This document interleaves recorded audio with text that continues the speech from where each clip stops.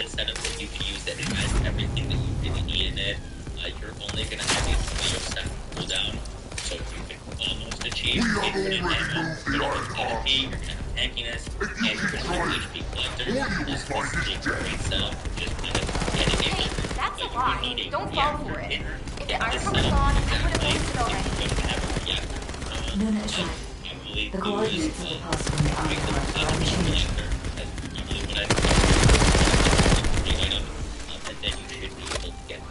Now I do want to quickly talk about Transcendent modules on play because she does have some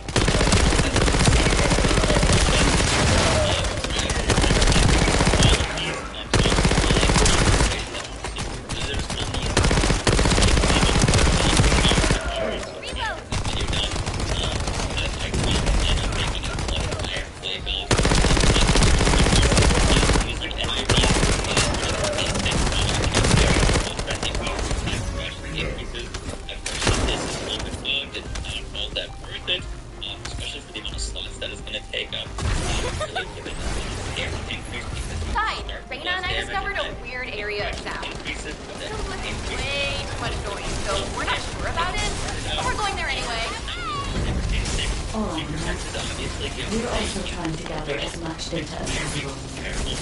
Keep up the good work.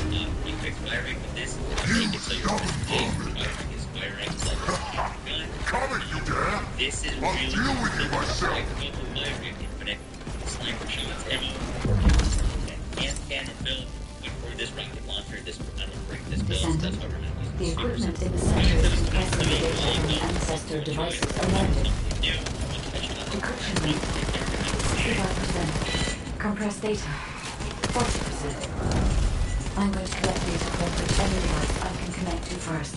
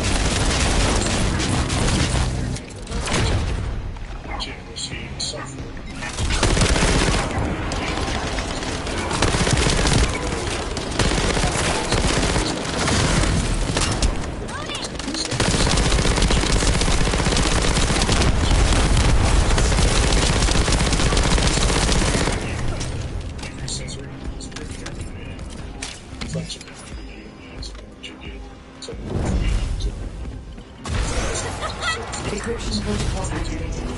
Compressed data extraction complete and security removed. Beginning analysis. The data contains records of the ancestors who tried to remove the Ironheart, their operation plans, and the blueprint for the special weapon to break the seal. The weapon's power source was hard. If we can use this information effectively, you'll be able to obtain the Ironheart safely. We must inform Alpha and come up with a plan. Also give yourself some advanced stats of damage reduction. And if you are friendly, you can also use this to once again hit your HP, but that is going to ramp the damage of the skill. Here we have increased sensory, so this is going to give us a whole bunch of speed boosts when we are in base form, as well as increase the chances of the light spheres dropping. And when we are friendly, this is going to make our ammo cost nothing for the duration, which is going to allow us to just chain shoot.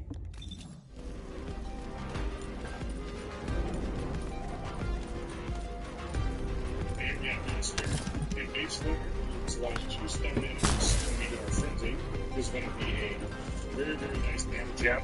And there are different combinations and combos they can utilize in order to get a lot of damage out of this skill. This is kind of one of the main focus points of one of the builds that we're going to be talking about. So this takes the fire rate of the weapons as well as the base damage, and you're able to scale the damage of the skill by having HP as well as having more skill. Hey, Decendant. The reason the excavation team couldn't reach here is because the Vulgus started digging here first. Out of my way! Anais told me that they brought the Magisters here, the ones who didn't escape, and forced them to work. That's why this place is called the Asylum. According to Anais, the Magisters who were brought here for forced labor might have found some information, but they couldn't have solved the code. Actually, they probably pretended not to know the code. She said that we have to hurry up with the search anyway. The Vulcans appear to increase their efficiency, especially since operations in the sterile lands. Given the reaction of the commander we encountered recently, we must not consider the possibility that we would appear so soon. And as their time is limited, we must be attempting to extract all of the assets of the The enemy has an encrypted communications device and I can access the command and communications history data. I've analyzed the data we obtained from the enemy. The most frequently mentioned words are seal, red sphere shell component, and complex. I've assessed the shell analysis data. The shell is composed of a similar material to the links surrounding the Ironheart. Combining all of the data, I believe we can conclude that the ancestors inserted the Ironheart into the red sphere.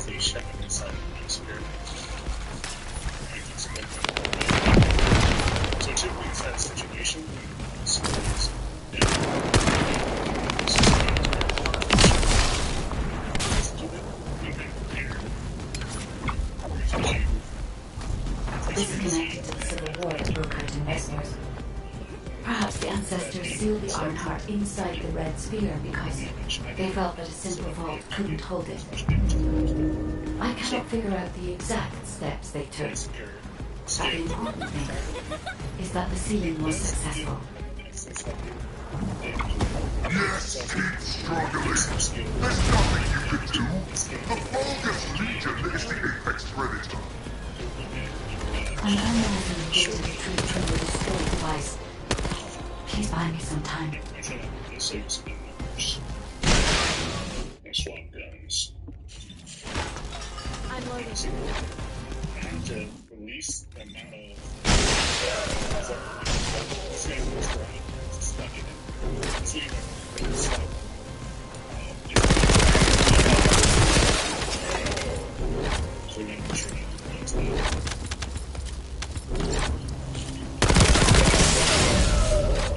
you can't see something.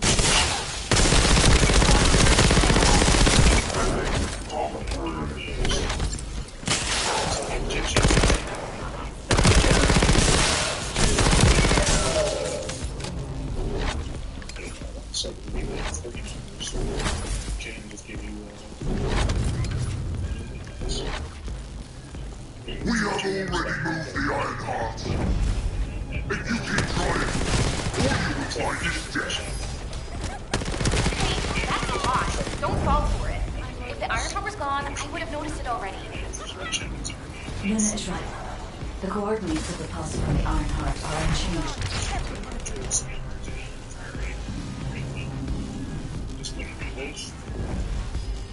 We can see as they try to reach this one.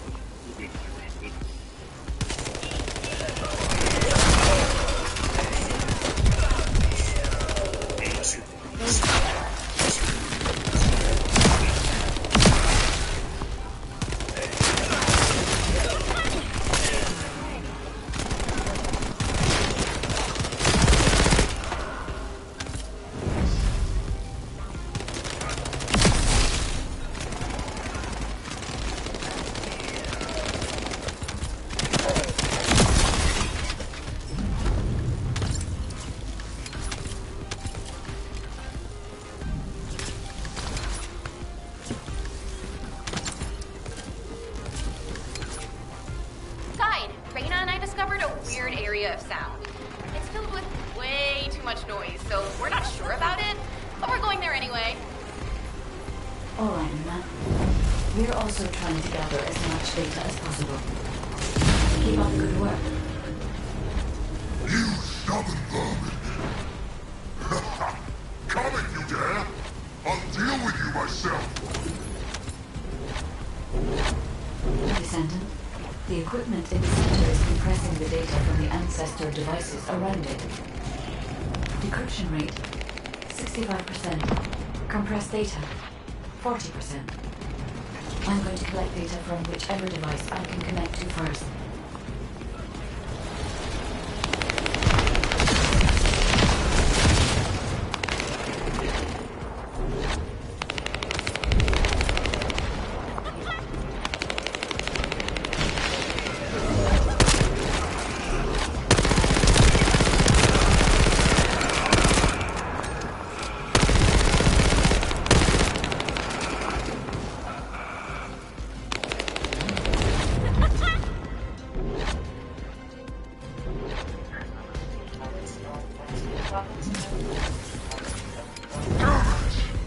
This is all because the ancestors dispersed the data. It has come to this. I'm going to end your life to receive a stronger body from Lord Amon. Yo, guys, what's up? After our first Descendant video, and today we're making a bit of a tier list based off of played in the things characters. That was the game one. You can see a lot of characters. More of a prediction play every single one of them. Now the new update this tier list once I have given the platform the characters at that game. But and how kind of like one of the most asked questions that I'm getting is, oh, is this character good? How do you think of this character? How do you feel about this character? So I want to just kind of have a reference sheet and the way that you look at some of my initial impressions. I wouldn't take these as fact, just kind of how I'm feeling about them. One thing that I really want to make clear is I don't think that there is any one best Descendant. And the blueprint for the special This weapon to game break the works a seal. bit like there's The different weapon's power jobs, source was... and the Descendants are a bit of tools, and you want to find If we the can right use tool this for the job. information Not effectively, every we'll be Descendant able to obtain the Iron best Heart at safely. bossing and We must solo involve play Alpha. and group play and AoE farming. They serve different roles, so instead of having one tier list where we put all of them, we're going to have a different tier list for the different types of activities, which are bossing, solo play, and AoE farming. That's kind of what we're going to go off of today for the actual farming of content to specific bossing to just if you want to play kind of general solo time, what is the best option for that. Hope you guys enjoyed the video. Let's get right into it. So the first tier list that we're going to be covering is the AoE farm tier list. Some of the best farms in the game revolve around you killing hordes of enemies very quickly. And so this tier list is going to be covering who or which Descendant you want to take into those missions where it's all about killing as many enemies as fast as you possibly can. And we're just going to be going through and talking about each of these Descendants, placing them, and why we're placing them there. So to start us off, we've got Leapik. Now, Leapik is going to be our first A tier. Leapik is kind of a jack-of-all-trades character. They can be built for some decent AoE. You can spam out grenades, you can group up enemies, you can light them on fire. If you get Ultimate Leapik, you can get a mod where you're able to spam his ultimate, which does some crazy AoE damage, and is kind of just good all around. He isn't the best farmer, but the fact that you can kind of hold down a position and keep everything kind of damaged is pretty nice.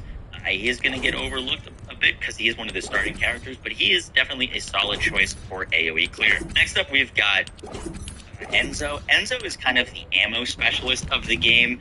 Enzo's big property is that he can keep you supplied with heavy ammo all the time. Now, his placement on this list is kind of dependent on the build you're using with your heavy weapons. For example, if you're using a sniper with him, his AoE clear is going to be pretty terrible.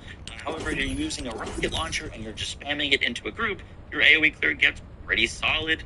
However, just because he's so kind of variable, I'm going to be placing him right in kind of the middle in C tier, just because if you build him properly, you can get him to do a lot of damage with a rocket launcher and clear groups. just like out of the box. He's probably one of the worst AoE characters, so I think C tier is fine for him right there. Next up, we've got Valby. Valby, in my opinion, is probably the best AoE character in the game.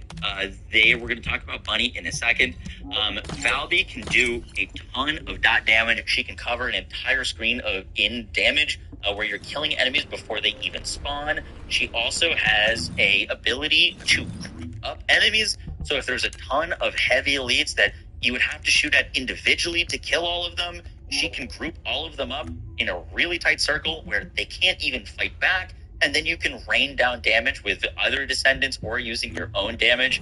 She feels really good, and she's good at high-end farming because she's built-in damage reduction, so she's a lot more tanky than Bunny is in terms of the high-end AoE farming. I really like her. She's probably my favorite Descendant to play currently in the meta of this game.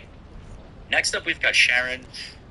We're going to be putting Sharon probably in B tier. Sharon is decent if with her ultimate you can kind of clear a whole screen of enemies, but it's a little bit better in my opinion at bossing. She also has the ability to go invisible, and she can do her like AoE slash, her one that does a fair bit of damage. Sharon also has a mod that allows you to place all the blast nuts down that are going to deal AoE damage and debuff enemies, so you can strip armor from enemies pretty easily when you're really handy. She's not the best AoE farmer, but she brings a decent bit. I wonder if this is why they created a weapon using Arcade and tested its power. Blair is a We've character delved that this far into the past. Time to discover an ancient secret. I'm just not a fan of Blair's skins, straight up, honestly.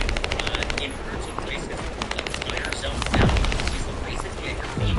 So you're a squishy mage that has to get right up close to deal damage. Characters, I know the Vulcans are also deal damage desperate and to use their investigate guns. this place because Arcade can be detected here. You have to like have stuff that's all of your damage profile. That is still very good.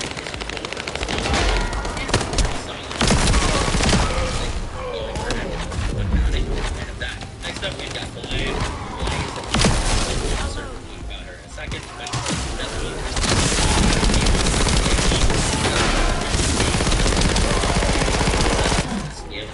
Unlike other locations, there aren't any broken bones here. I think there may have been a conflict at some point. next up, I will check to see if I can detect substances other than Arcade.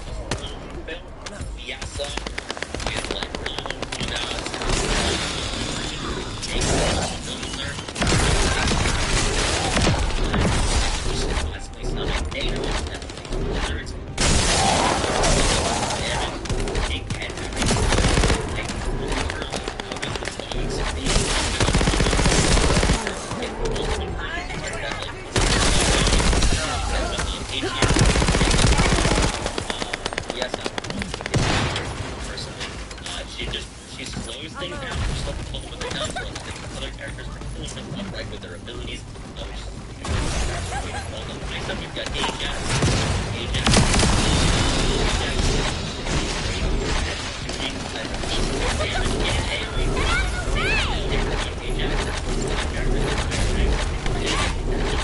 Area. You can jump to the area, do your AoE, kill with fire kind of thing, and then you gotta go all the way back to the other side, whereas characters like Leaving and Browning can roll down areas and kill things way better.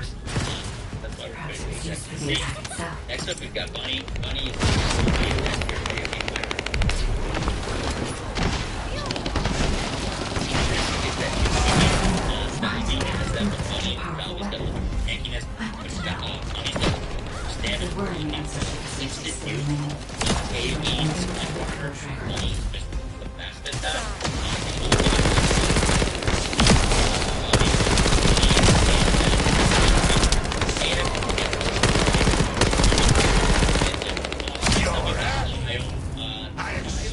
Nothing less from this. Look around needs your Arcade to obtain the last iron heart. The bonus also discovered the existence of an Arcade weapon. They have to compete Arcade.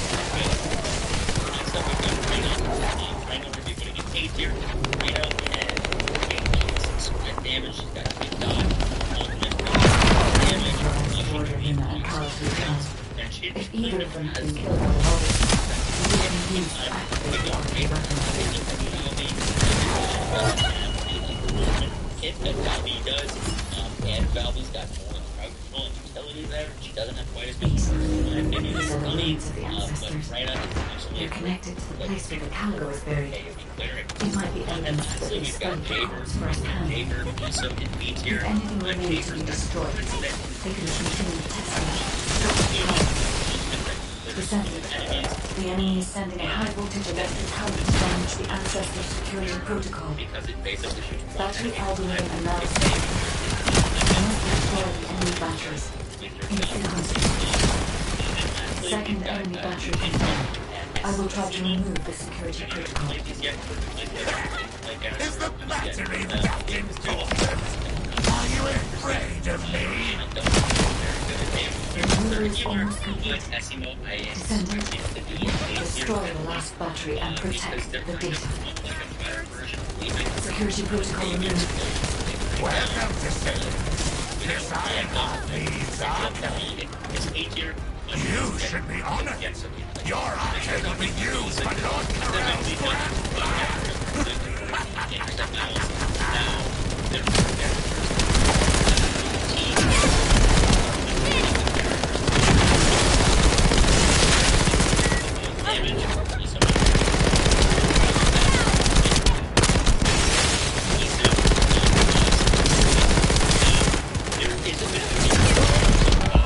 in the different characters where some of the characters are monsters and some of the characters are ability monsters. The characters that I'm going to be rating right now are going to be those weapon monsters because it's easier to get weapon deep rather than abilities. Ability damage monsters can do some pretty crazy damage. We need very specific and set in modules. We need They're connected to the place where the Caligo is buried.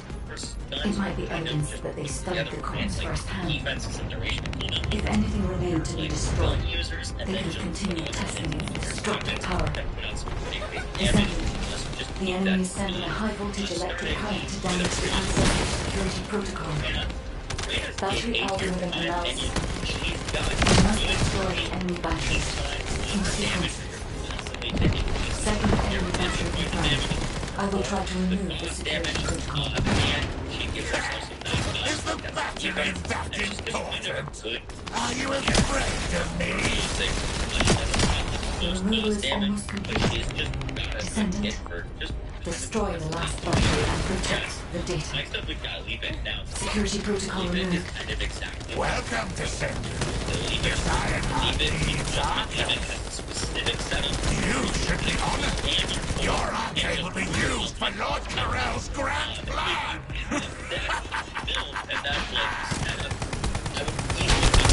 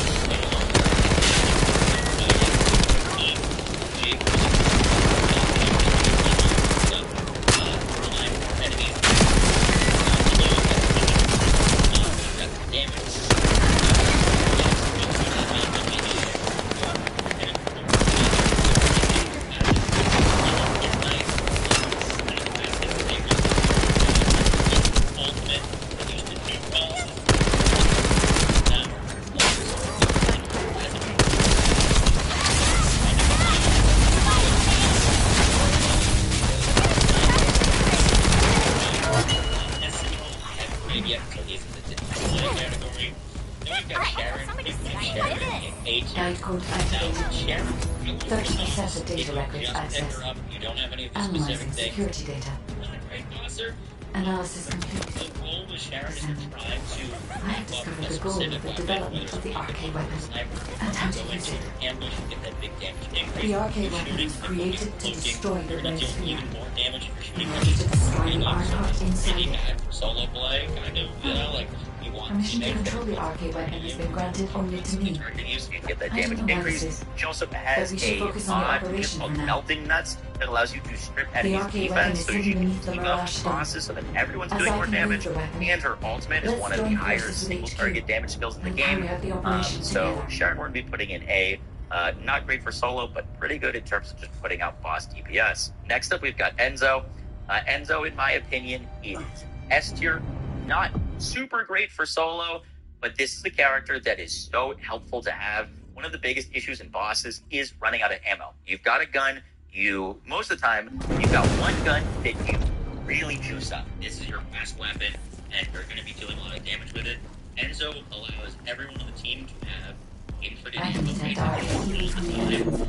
And Here Enzo the ancestors his ultimate experimented on this animal. stay using your heavy I ammo. wonder if this is why they created a weapon using RK and I've tested done a few its runs on power. Enzo where I can shoot my sniper We've rifle delved the this entire far way into the without past, stop. and it's going to Gives you ammo regen. They're constantly regenerating ammo. So they're like 20 sniper shots, and it gives you a 20% in 15 seconds, and it applies to all of your teammates. These are just really difficult to have for bosses. He's not going to be I know putting the out voters are also desperately investigating this place because RK can be some of these detected other here. characters we're talking about. Like, he's got the utility for the team. He's got the utility for the solo. Right? Which is just...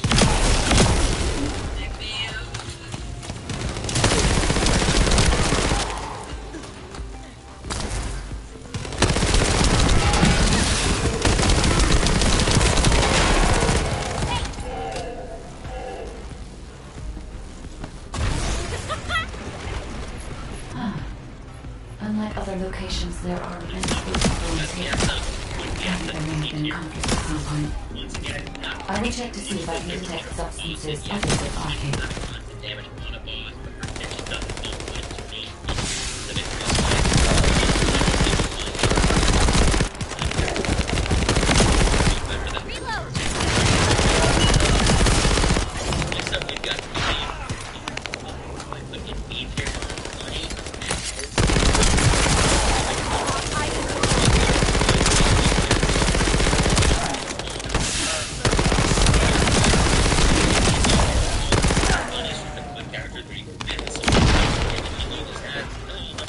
Also shooting at the boss, and you get good movement speed. The movement speed is kind of overlooked in this, despite if a team is there's no one's going to get that you get the wipe of the rounds for this bunny. Like there's and there's Hank, the exact name. So like you need that objective away from the boss. Bunny's just good at doing some of these side objectives and just good damage and got good movement speed. So when Bunny Despite my beats expectations, I Fusion, can find nothing I other haven't played than this RK. character. Would be fantastic. Given that only RK can be detected. Healer and your team. Yes, these other characters, but once again, Perhaps I haven't it's played used them, for so the I attack can't rate them. itself. Next up, Ajax. Ajax, A tier. Ajax is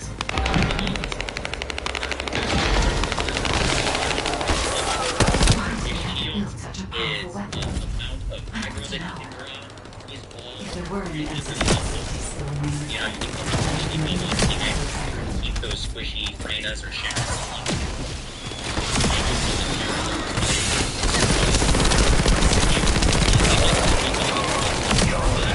Ajax is a very specific setup Nothing less from damage that actually Look around me, your attempt to obtain the last Ironheart. the longest also discovered the existence of the RK weapon. They had to need RK to activate it. doing reflect damage, and they nerfed it into the ground. They put him down into C or B, but he's been Integral toward lunar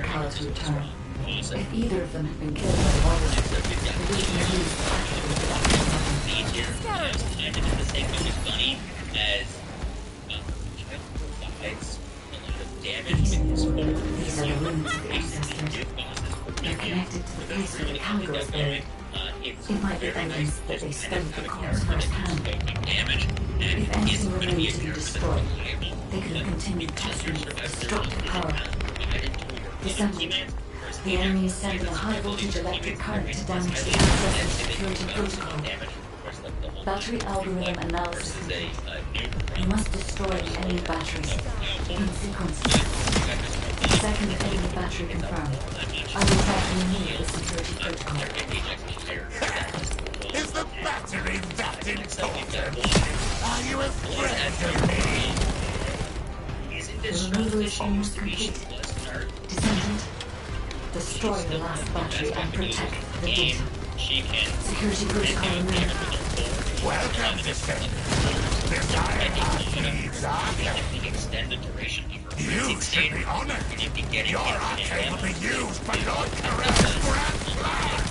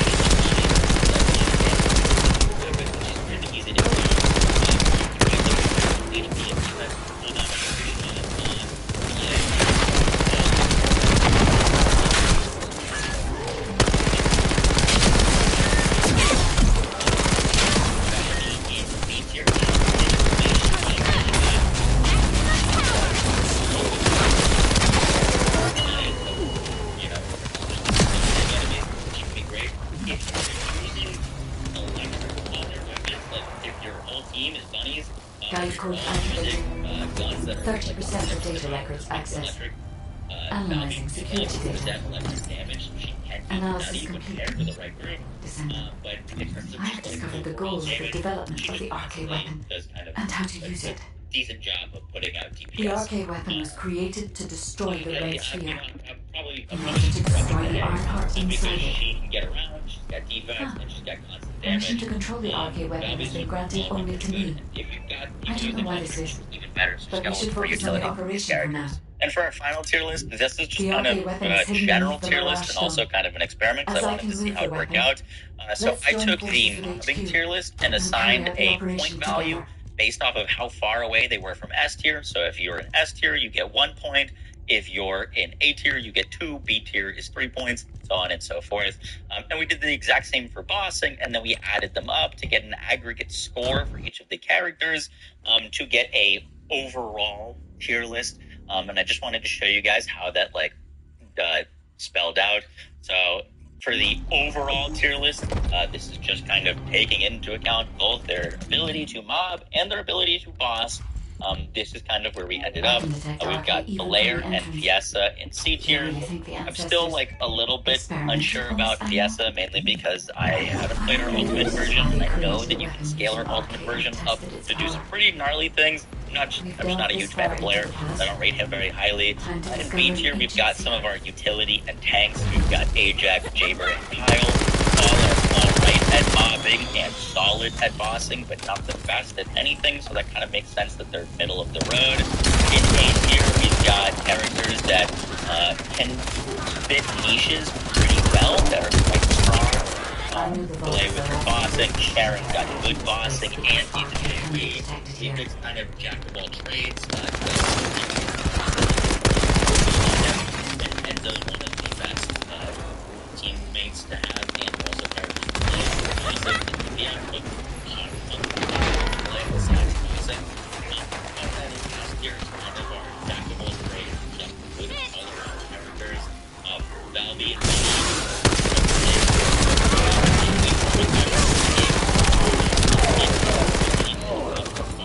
definitely not the best bosser.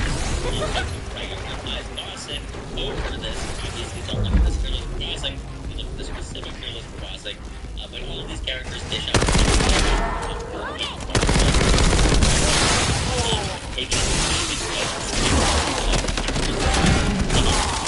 Guys, that's the end of the video. I hope you enjoyed. other locations there are any ruins here. I think they may have been consciously temporary. I will check to see if I can detect what pieces other than arcade. If you have any questions about the game, you can always find me on twitch.tv/Moxie.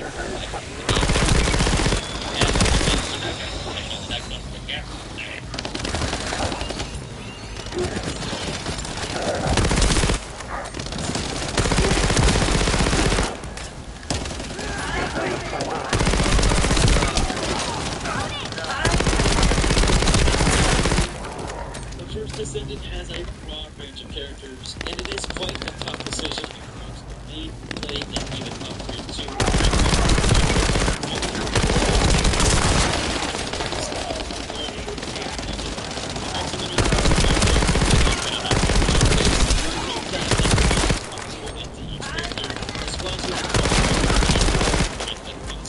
Additionally, I'll even include some of the experience that I've had with several of these characters. Also, no major great stuff for the trophy back when we know that it's just all things good first descent. Okay, so let's just jump right into the game. The characters, we start with the ones that I know the most, or at least that are showcased in the trailer. And I'm so first, let's start with the fan favorite, Bunny. Let's start off with the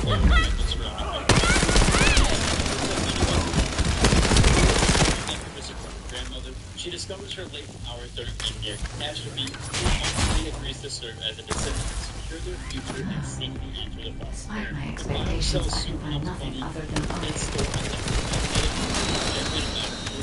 into electricity for combat, though it could lose charges if she repeats.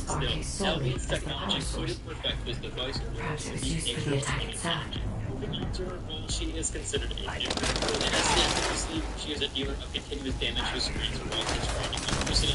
Passive skill charges electricity when moving in. She has no active skills here. The first one being throw.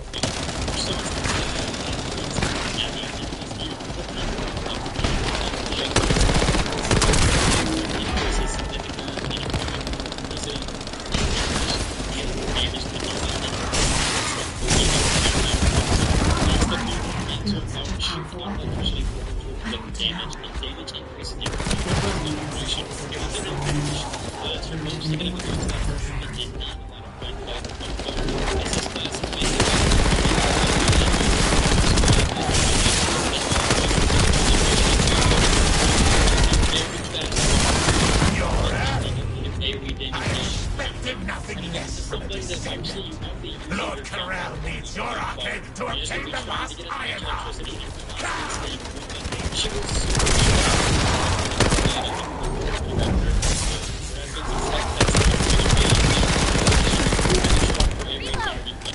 The longest also discovered the existence of the arcade weapon. They will have to be new arcades. Professor, but quickly regretted it when he received it in a press conference for he donned an experimental void energy battlesuit and set out to rescue her, only to be trapped in the void for 10 years. Upon his return, despite being offered a chance to resume teaching, Ajax chose to move to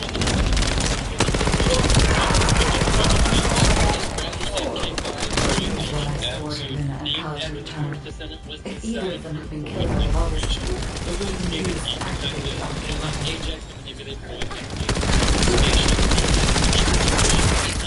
energy shield, providing powerful barriers and channeling kinetic energy. Jumping over to his passive skill and abilities, his passive skill acquires losing skills. These are the ruins of the Energy ancestors. reaches its maximum They're connected to the place where the caliber is buried. It might be evidence that they studied the corpse firsthand. If anything remained to be destroyed, they could have continued testing its destructive powers. Next up, he does have Descendant. The enemy sent a high voltage electric current to damage the ancestor security protocol. Battery algorithm analysis complete. We must destroy the enemy batteries. In 3 minutes. Second enemy battery confirmed. I will try to remove the security protocol.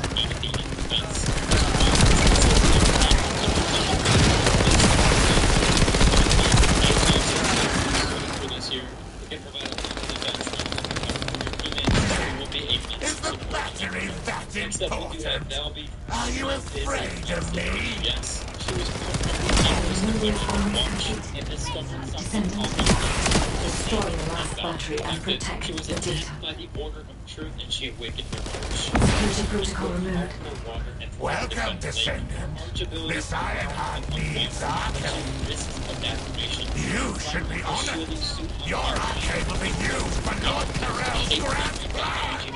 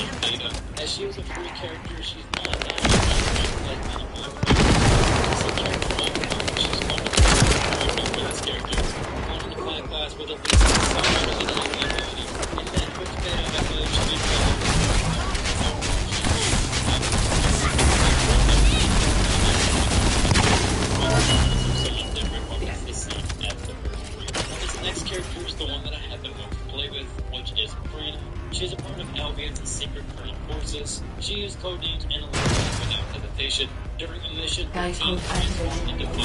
30% of data records accessed. Analyzing security data. Analysis complete. I have discovered the goal of the development of the arcade weapon and how to use it.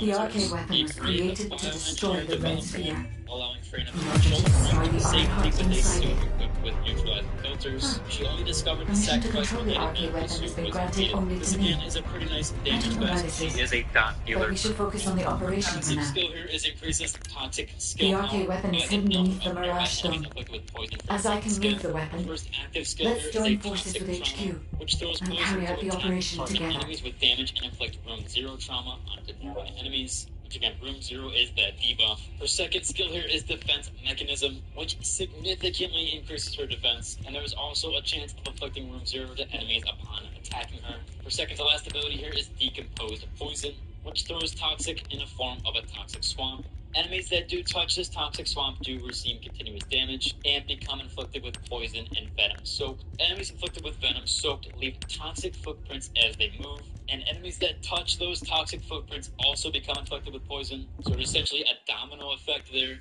Her last ability here is Venomous Baptism, which changes her current firearm to Venom Baptism. Enemies hit with this are also inflicted with room 0 trauma. So again, she's constantly inflicting and supporting this room 0 trauma debuff. This makes her really good for dot damage and AoE farming, as well as I even can detect single arcade target even from the damage. entrance. I'm sure the beta that Do she's you really seeing think was the one of the ancestors higher damage dealers for experimented single on this target damage animal? as well as AoE. Only really I wonder bypassed if by this is why Play, they who created back a then weapon had into sort an of a arcade broken and tested mechanic, its power. which has now been entirely removed. We've Freyna is delved this really far strong, into the past. probably gonna main her again. Time I to think she discover will the be future. stronger more. I enjoyed her overall. It seems like she got quite a few buffs from the beta that I played. She is fine. Maybe she's not gonna be using her skills too long. She's just going to keep switching between 32 and heavy in that department of the veteran like that range. Next up, we do have Late Pay. He is again another starter class, or this is how we I know the Vulgus are also desperately investigating this place because arcade can be detected here.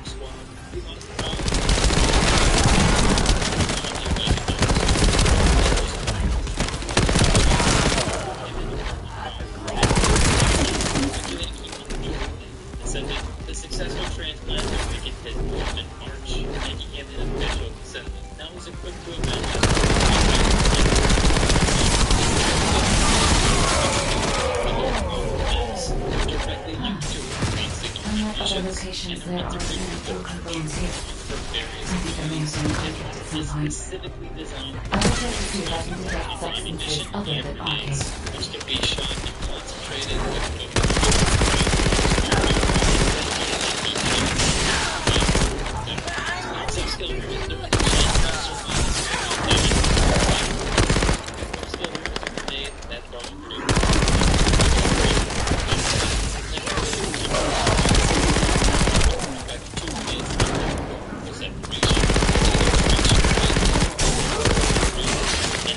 ability here is Overkill, which fires a powerful shell at the enemy. The shell is maintained at a launch point for a set period of time. So he does have one shot. There, getting a very baseline soldier character is one of the first 3 picks if it's the same as the 2023 beta. If you're just looking for a baseline character that does some AoE damage, next up we do have Jaden, who was born in an infectious disease, and he could connect with a life support device that became his lord. Speculation it was his genius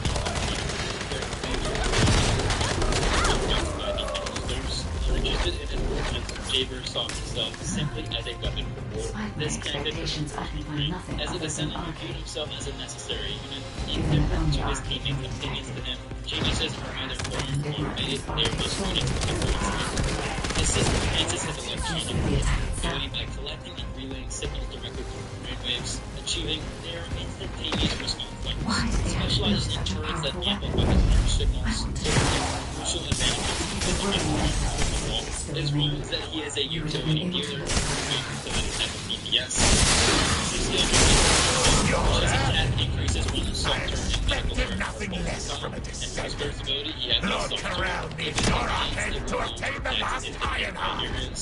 Next up, obviously coinciding with his PC skill, he does have that medical turret. This will be The Vulgus also discovered reinforcements to the arcade. Figure that would be a new arcade to activate. So last up here is the green activates, which will recall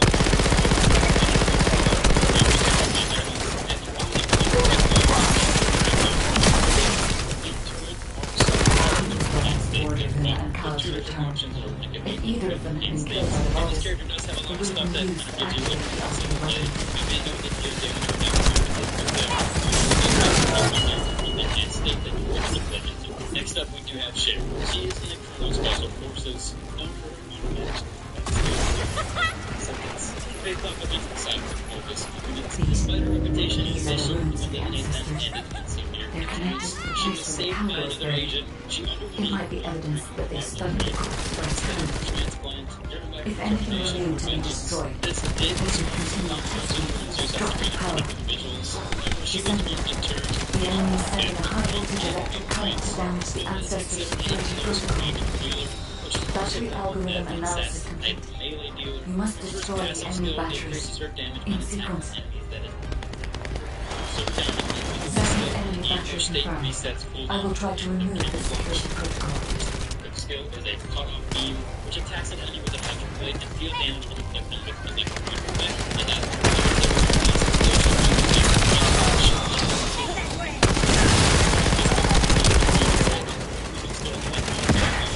Is the battery that important?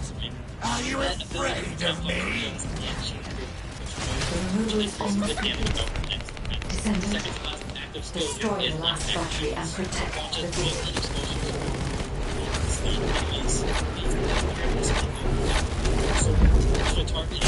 Security protocol removed.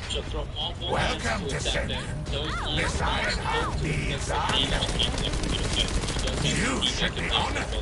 Your arcade will be used by Lord Terrell's grand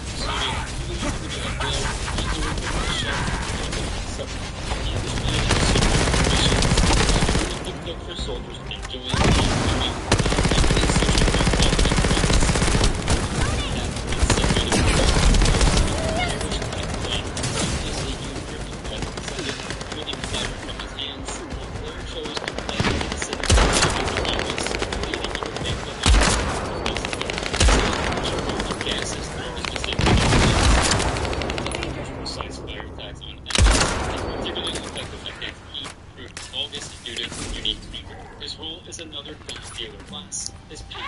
is critical hit damage increases when it's hitting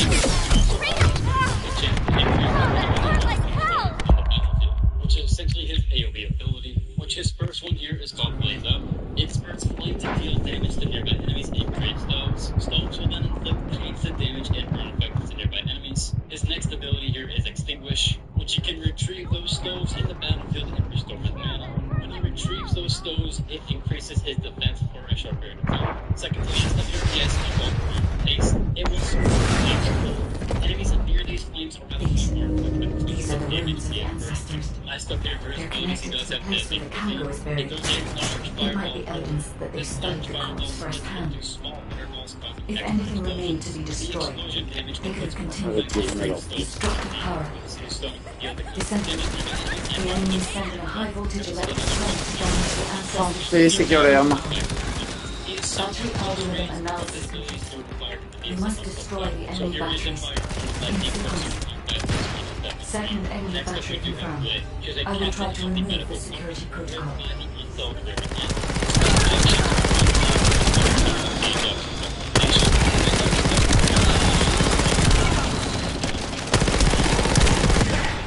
Is the battery that important?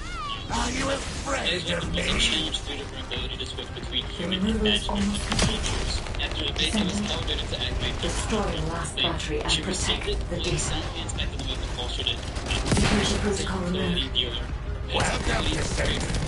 This iron heart needs our help. You should be honored. Your arcade will be used by Lord Terrell's grand plan.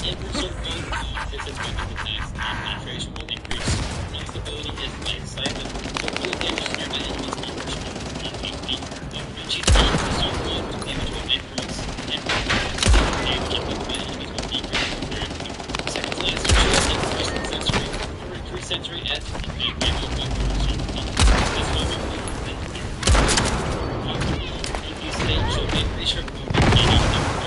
during which spirit generation is increased. She changes her current fire elemental spirit conditions. Damage. Again, that damage will inflict a fun effect on it. This is super broken.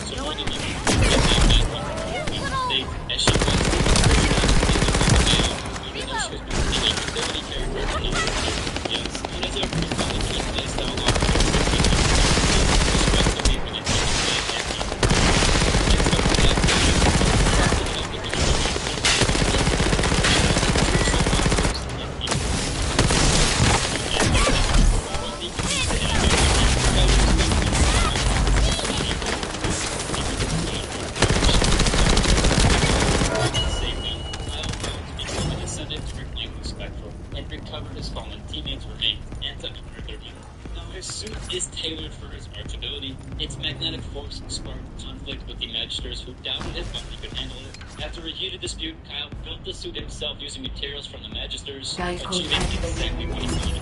He's one of the 30% of data characters. records His role is accessed. a bruiser, which Analyzing is a damage security dealing data. tank who generates and manipulates magnetic Analysis fields. complete. His passive skill is experienced technician, I have which discovered the requires goal of the magnetic development of the force RK skills. weapon When his shield and how to is use fully it. depleted, he recovers shield and The magnetic RK force weapon was skills created to comparatively. destroy the His red first sphere. active skill here is In repulsion order to dash. destroy the Art inside it. Permission to control the RK weapon has been granted only to me. I don't know why this is, but we should focus on the operation for now. The RK weapon is hidden beneath the Mirage Stone.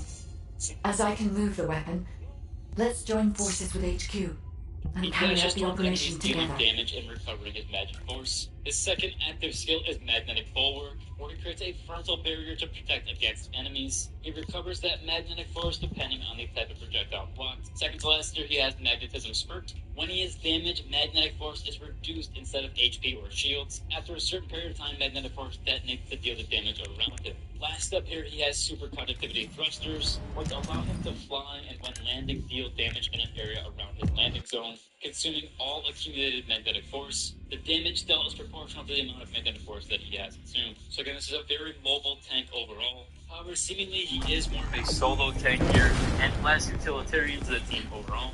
But he does have ample protection for himself. Moving on to some of the brand new characters. Here with the I first one, detect RK SEO. even from He the has an entrance. explosive marking, which Can led really him think to the Decendant ancestors training after his parents' experimented on this animal? Despite the childhood bullying, he I embraced wonder his if this destiny, is why they and seemed created to a excel weapon as a using descendant RK and and spread tested well, its even power. to his former bully. He used his We've delved explosive this power far to into the achieve past, fame and love. His and suit to and discover army the future. protection and also lessons for the defense, I'm loading. which are capable of causing large scale blasts. It neutralizes hazardous I need to materials go and to explosions, the while shielding this place because RK can be detected.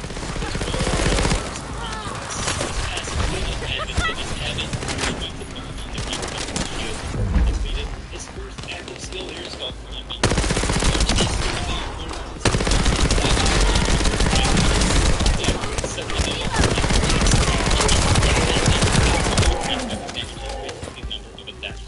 His third ability is a guided location. Unlike other locations, there are many broken bones here. Last up here, he does it I will check to see if I can detect substances other than RK.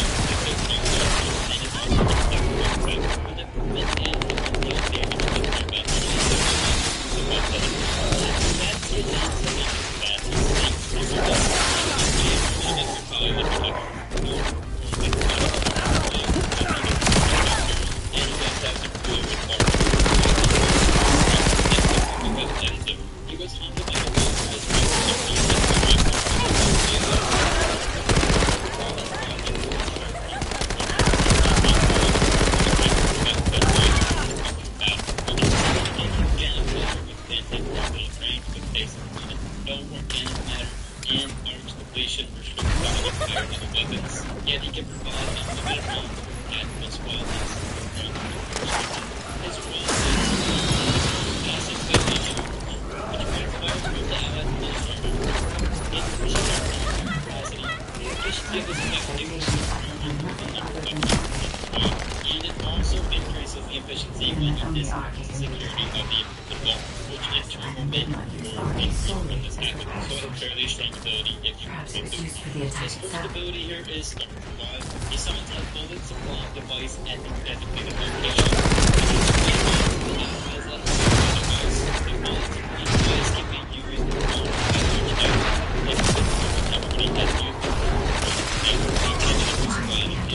to the second ability is If there were any ancestor facilities still on remaining. contact with an enemy or terrain object deals damage. Second to last there, he has an anti-combat suit. Will summon a shield recovery combo. When the shield recovery combo is a shield by a certain power, and then continue to recover the energy shield through that effect. Last ability here is where he summons a small supply ship to himself via allies, which will periodically provide supply bullets and grant perfect supplies to allies. It can attack enemies upon while it is active, and when the skill ends, it will fire missiles or big explosion at its destination. So they ton of damage dealing abilities back on both of them extra damage. However, this is an insanely useful team player. Last up here we have Yujin. Reluctantly, he lists as a medic by his mother. Regretted his reluctance after she and their unit didn't make it. He wished to never give up on patience. He saved his commander, Glay, despite his injuries, unleashing his talent and abilities in the process. His arch had a unique healing ability that only benefited others. So, despite his foundation, he joked that it was fitting since he was a doctor. He requested a healing device to minimize being bothered by his own health issues, emphasizing his mother to focus on what he did his mother. Basically what they do, his passive skill is stop reacting to significantly reduce the time of their allies, and targets that are rescued by him increase max HP for a certain time. His first ability here is Solidarity Healing. He summons a recovery zone that attaches the allies and heals them. He also increases their attack through an accelerant effect upon dismissal. His second ability is Restructured Serum. He does fire that 400 degrees defense. Security protocol removed. Welcome, Decendant. This Ironheart needs arcade. You should be honored. Your arcade will be used for Lord Carell's grand plan.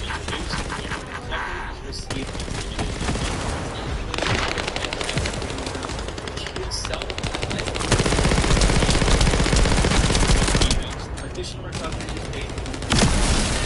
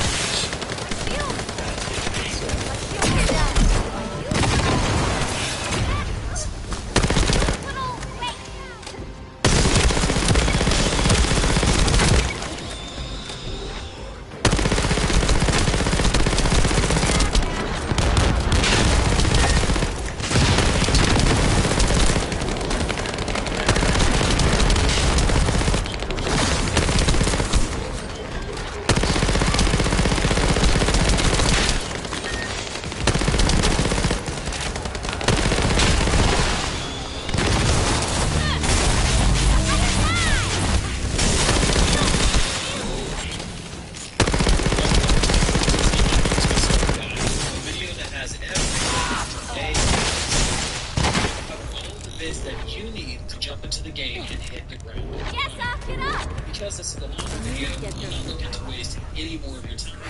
Let's get started. Am I shorting out already? My shield is down. Summons are characters that can play as a game. These come in all sorts Guide code of shapes and activated. sizes, different 30% of data styles, records accessed. There are Analyzing some security data. requirements for each one, but the game Analysis does let you complete. pick from 3 at the start. Descendant. Lepic, I have discovered the goal of the development of the arcade Let's weapon start there. and how to use it. So Lepic is your typical The soldier arcade character. weapon He's is going to created to specialize in destroy the grenades red and sphere. comes with an arm launcher In that order to can destroy the enemies. Ironheart inside His it. passive trait gives him a special get-out-of-jail-free card. Permission He to can control take the arcade weapon has damage. been granted So only to It'll me. save your life, but it does have a long cooldown. But we should focus on the Ajax operation is now. our tank. He's basically a Void Titan The from arcade Destiny. weapon is He can hidden create beneath the shields to mirage protect allies, and As his I can passive move the allows him weapon, to accumulate let's Void join Energy forces with when he the takes team damage. and carry out Once the his operation Void together. Energy hits a certain threshold, he consumes all of it to enhance his skills. Viessa is our Frost Mage. She can freeze enemies and control the battlefield.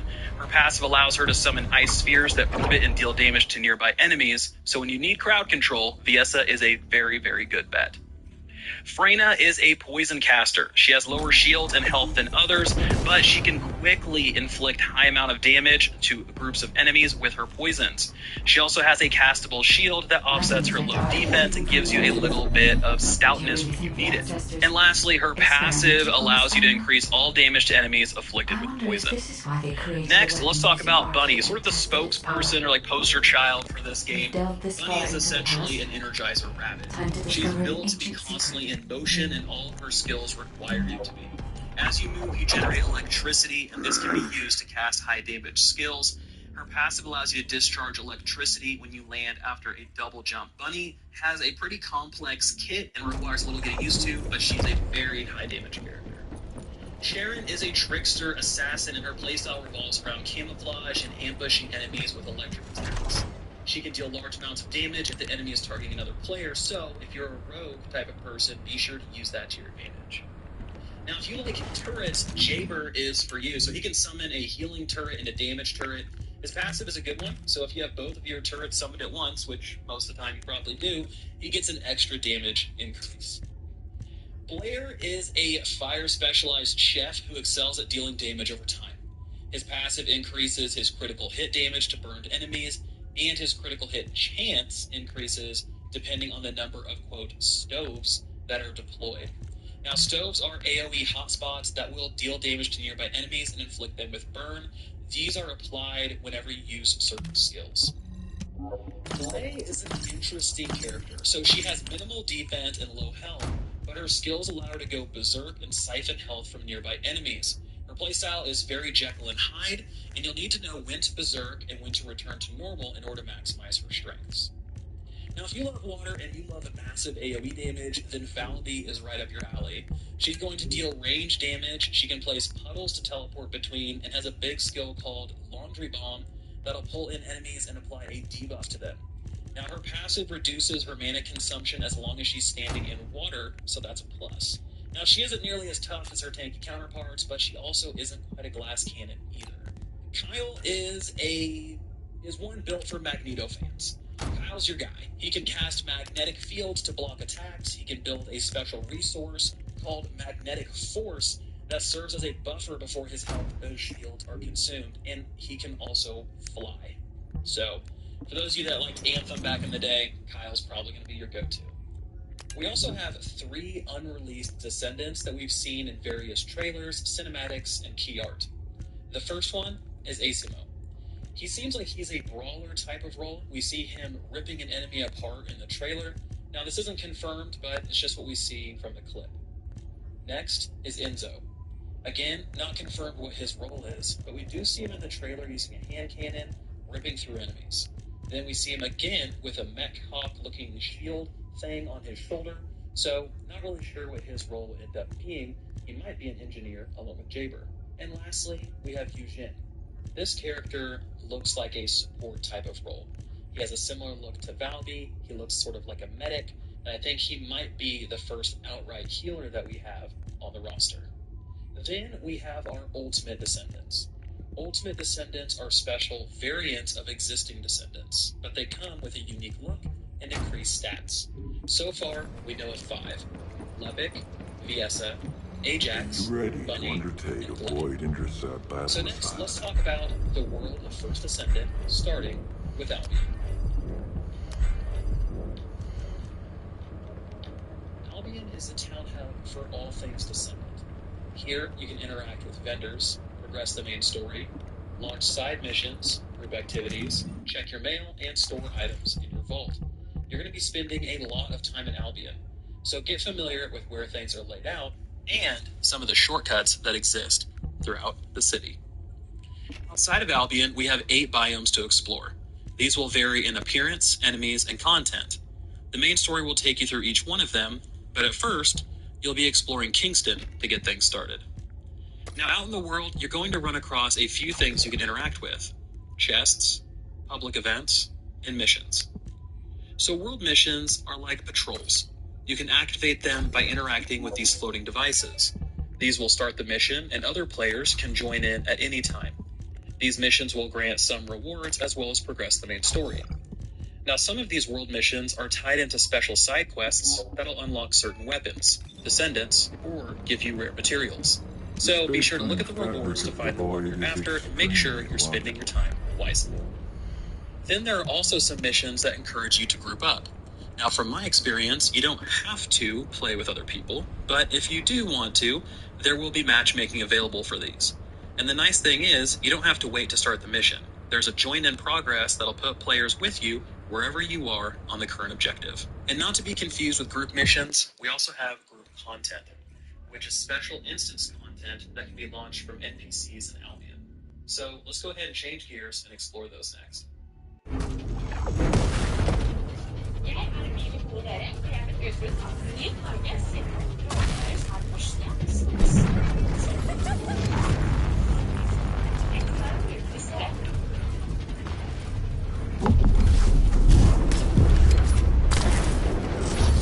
number one, out of the gate, the devs did recommend as many Descendants as you can.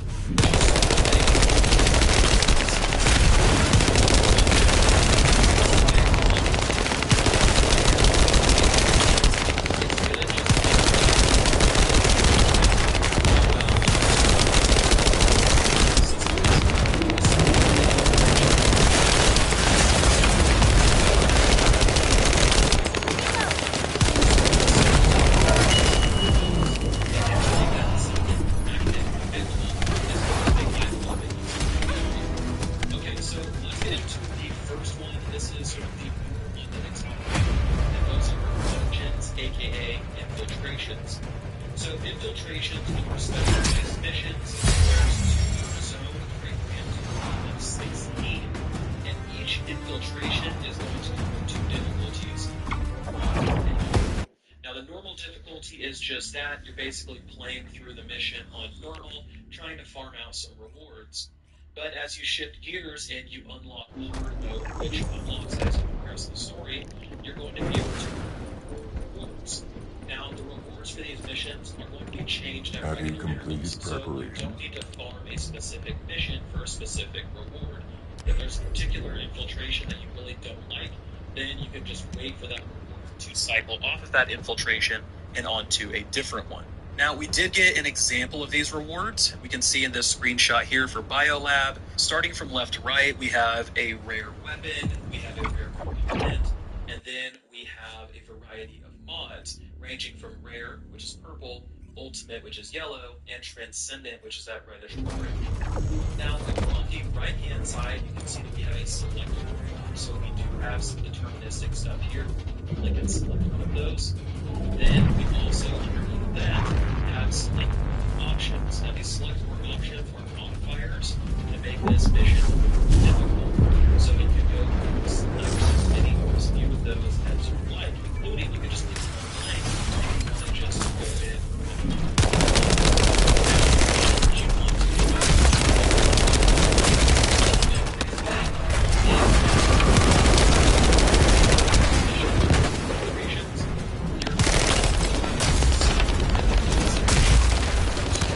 Olmaz.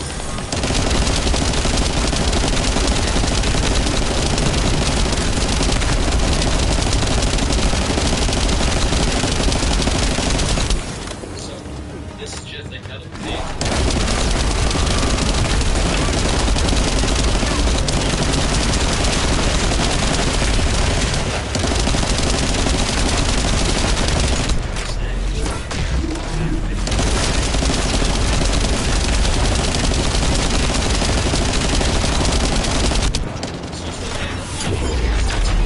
Sono veramente pochissimo, Ale.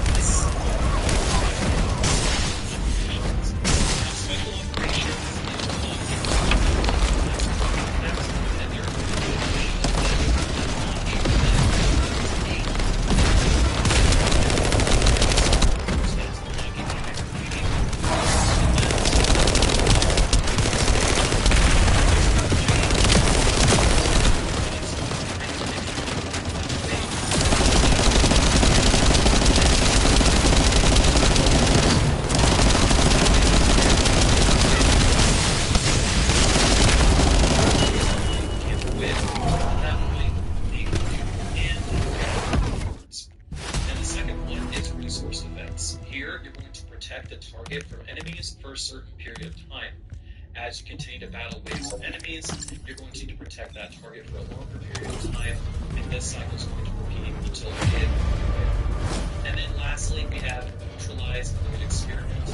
So there's going to be these little kind of featured rounds on your wax that are going to be running, and you need to go and kill them while also surviving enemy assaults. We have enemies you're going to have to clear and work through as you're trying to get to those flame bombers to complete your objective.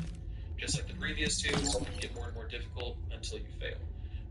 of this is to try to last as long as possible and progress by killing enemies and completing objectives, which will then review rewards. The devs did say that these are more of the challenging missions in the game, and I would agree. When I did these during the technical test, they ramped up in terms of difficulty very, very quickly. The first couple waves were okay, but then the scaling after that was insane. We quickly were overrun, outnumbered, and just destroyed. I think we lasted 4 or 5 waves, and then after that, we were just ground to dust. So if you're looking for something challenging, this is one to go for. Next, we have Void Intercept. So here, these are basically just giant boss battles. Void Intercept, we've had these since the first beta that we've had access to, and they're continuing to grow over time.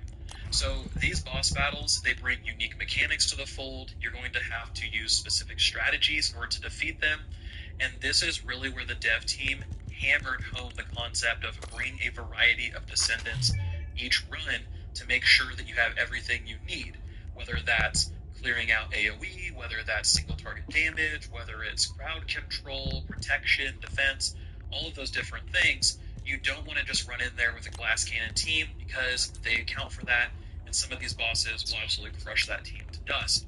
So, making sure to bring a varied team is what you want to do. Now, why do you want to run Void Intercepts? What's different between the other two? Well, Void Intercepts are a fantastic place to farm for materials to unlock Descendants and ultimate weapons. We've seen this during the technical test and the betas.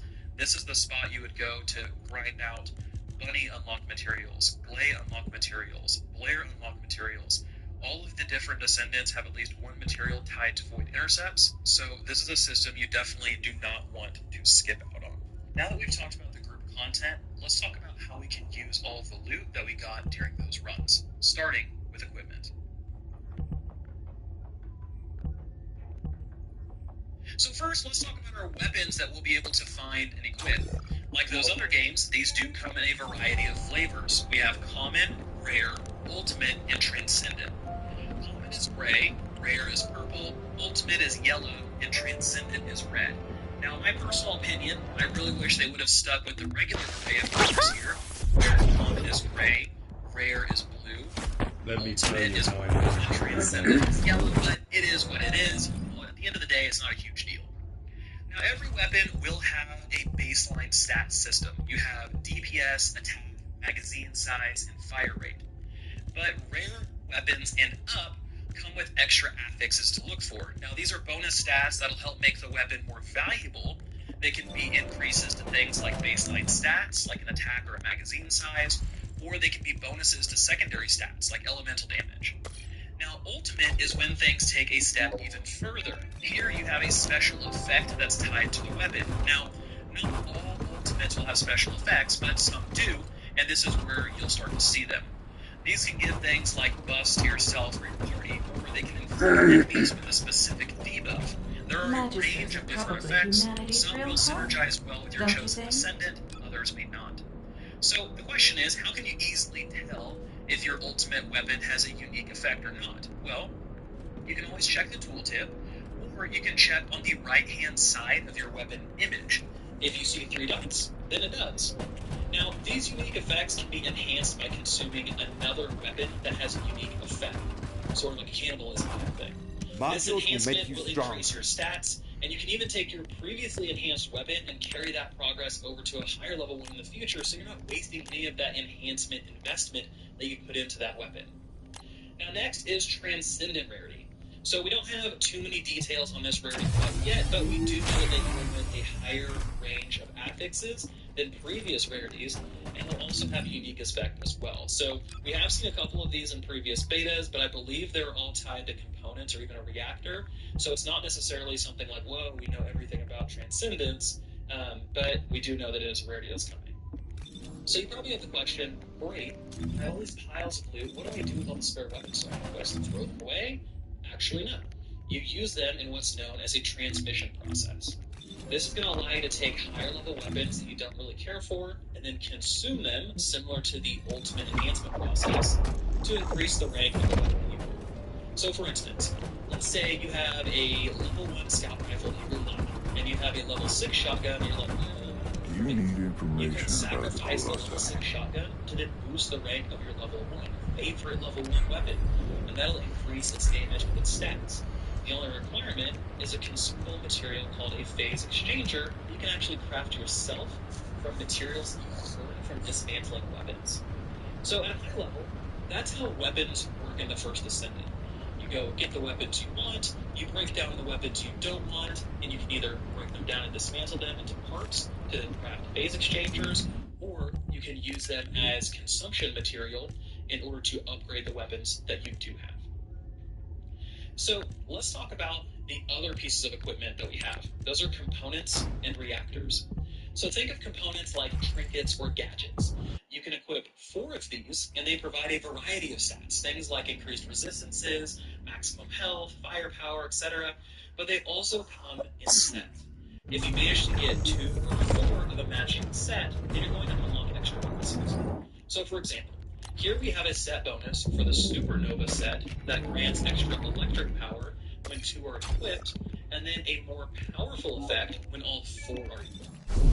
Now, weapons are how you dish out the damage, but components are really kind of a huge part of being able to actually make your character go. They're sort of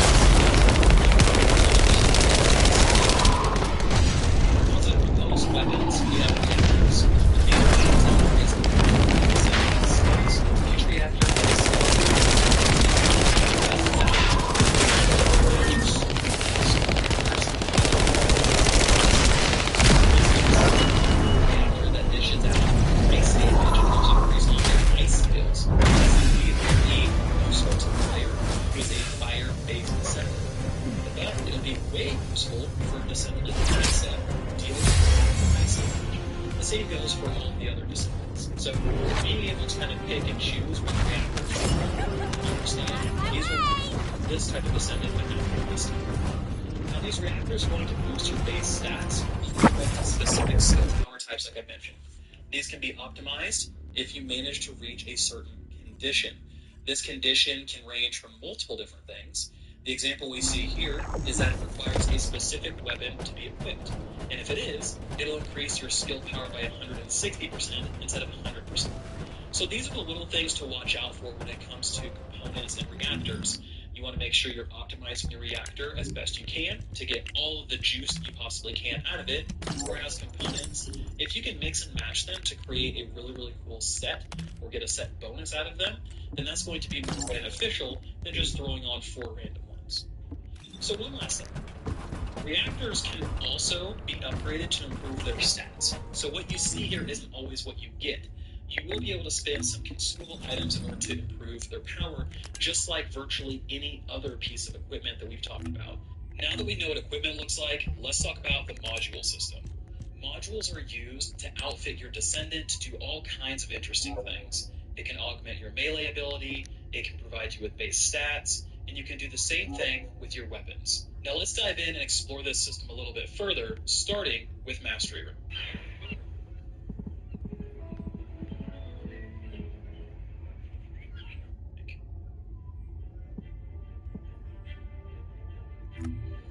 So when you unlock and use one of your Descendants, you're going to build up something called Mastery Experience over time. When you fill up your Mastery bar, you can return to town, Albion, and you can perform a Mastery rank up. And if you reach a point where you're going through a mission and your Mastery bar is full, but you need to continue doing what you're doing, you don't have to worry about losing any experience. It just rolls over into the next Mastery rank. Now, once you improve your Mastery rank, you do get some pretty good nice bonuses. You get increased module slots, which we'll get to, module capacity, and inventory and storage slots for equipment, giving you a chance to carry even more stuff, which in a looter shooter is easy. So that's what goes into the Mastery process for Descendants. It's incredibly straightforward and easy to understand.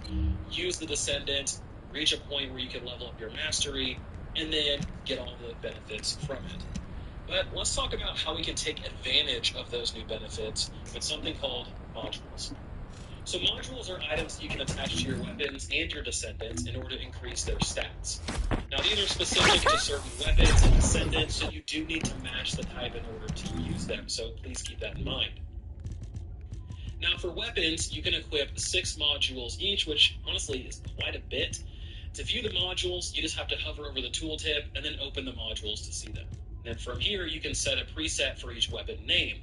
Now, this is a little weird, but essentially what this means is if you have a level 1 Devil's Call SMG, and then you find a level 9 Devil's Call SMG, it'll retain the same modules, so you don't need to move anything around, which makes life a little bit easier, especially if you're constantly switching weapons around.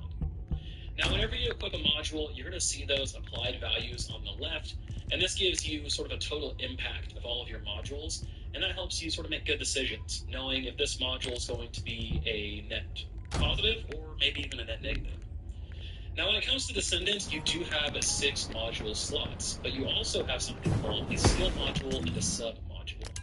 Now, skill modules are going to modify how your skills actually work. So, for instance, we can see hypothermia here. This is going to swap VS's Ice Shackle debuff to something called Ice Needle, which ultimately just swaps your crowd control for a damage over time debuff. Now, sub-modules will allow you to perform different melee attacks, so you do have to slot these in order to actually melee. These will also change how melee works. So here's an example of Shock Punch for you to see exactly how this thing kind of stacks up. Now, just like weapons and components, you can also dismantle and enhance modules, which is great. There's a lot of layers of progression in this game, and really, this is just another one of them. When you break down unneeded modules, you're going to get something called Cuber shards. These can be used to enhance modules, as well as gold. You have to have a gold currency in order to do that as well. Now, increasing or enhancing these modules will increase the stats, but it'll also increase the capacity cost, meaning it's going to eat up more space in your module capacity, which may cause you to have to make some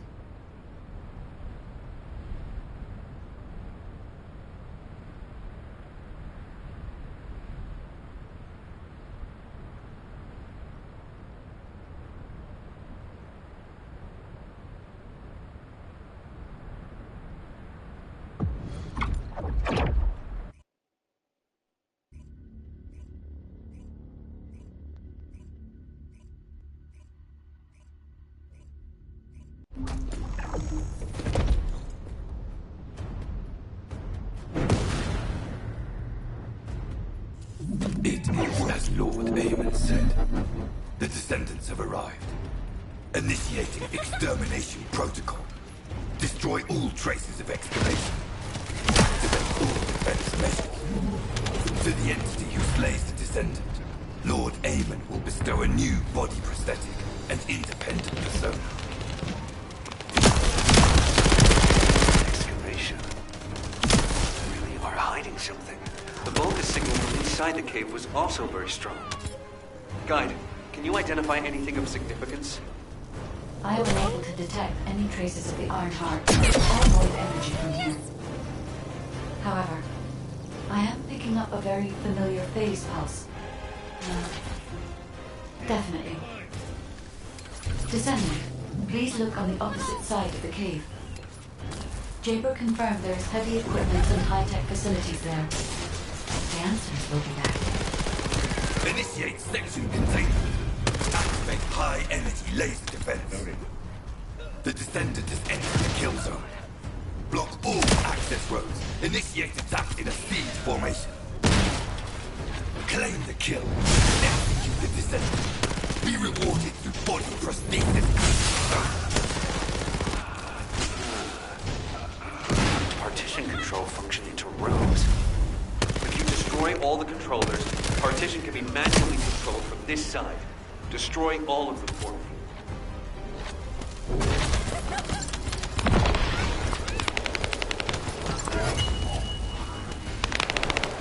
Done. Containment partition has been lifted. The laser traps are on a separate circuit. We can't control it from here, so we need your skills.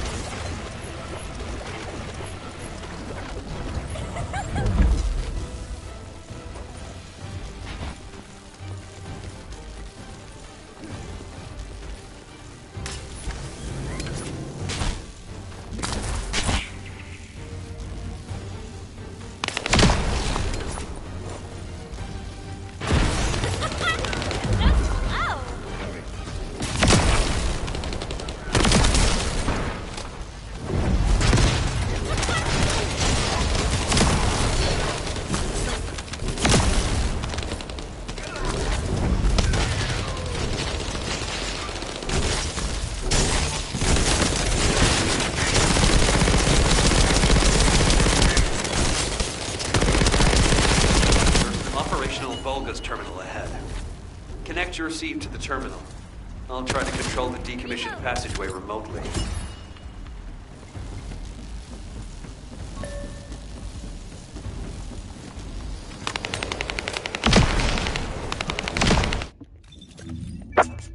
Descendant, do you remember the phase shift gate that was at the Prime Hand's ruins? I think I understand now. It seems the waves I can detect are the same as the ones from that phase shift gate. Are you saying there's a phase shift gate here?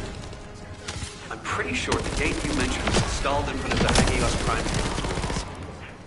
It's the only way to enter the ruins, but it's been sealed ever since it was first discovered. And this isn't the ruins. So what is it, really? We should be able to find out soon. The wavelengths become stronger as people return.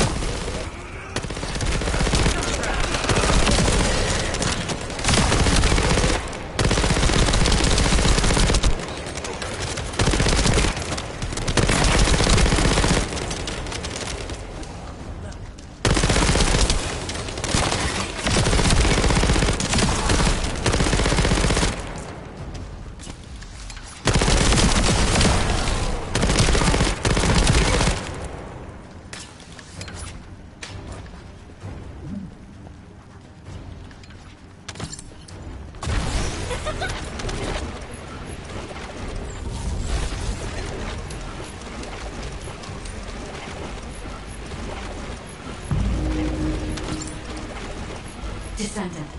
Over there. The Vulgus were excavating a phase shift gate here. So it really wasn't just a cave. But how the hell did Eamon figure this out? Eamon has been well versed in the details and capabilities of such facilities for a long time. However, there is no time to stand and watch. We must find out what information Eamon was able to obtain here. Be careful of the Vulgus reinforcements as well. They've started to come through the cave entrance.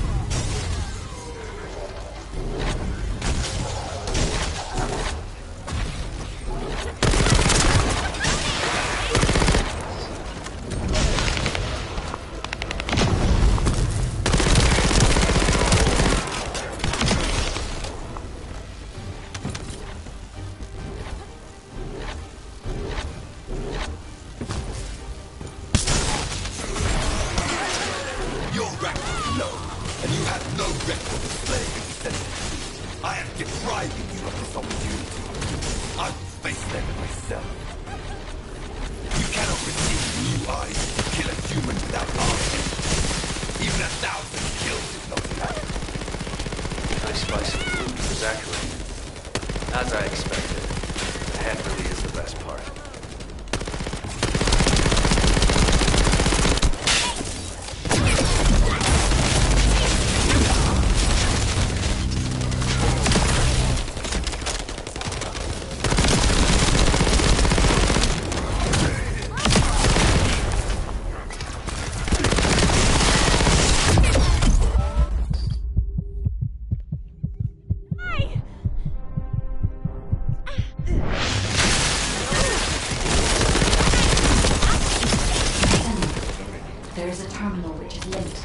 Shift gate. Please connect me to it.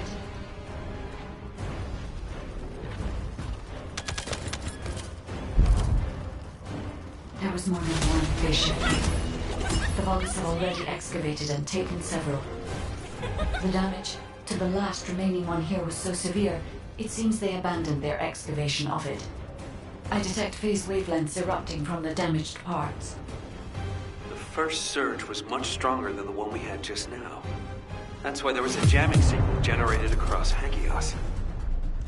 We could use this when attacking.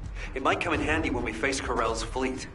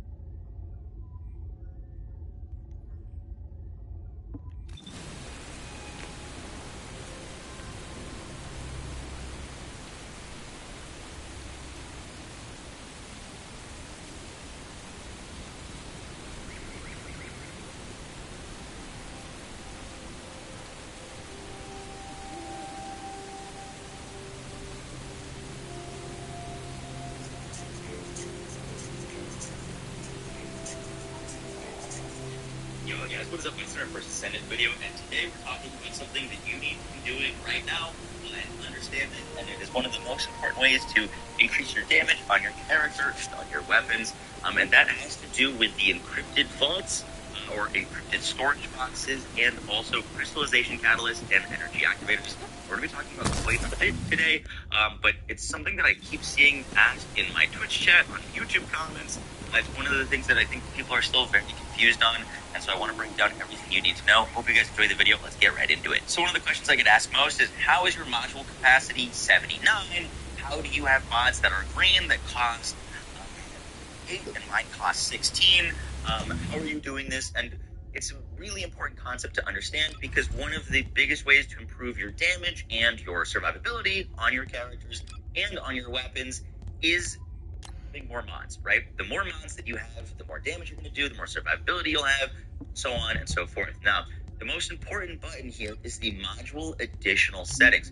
When you click this, you'll have two options to, one, increase your capacity of your said weapon or character. These are by reactors, and then there's the catalyst. This means the assign module socket type. When you put on a socket on a weapon, you're going to get a reduced cost of that mod. So, for example, if I remove my better insight here and put it away from the socket, it's going to cost 16. If I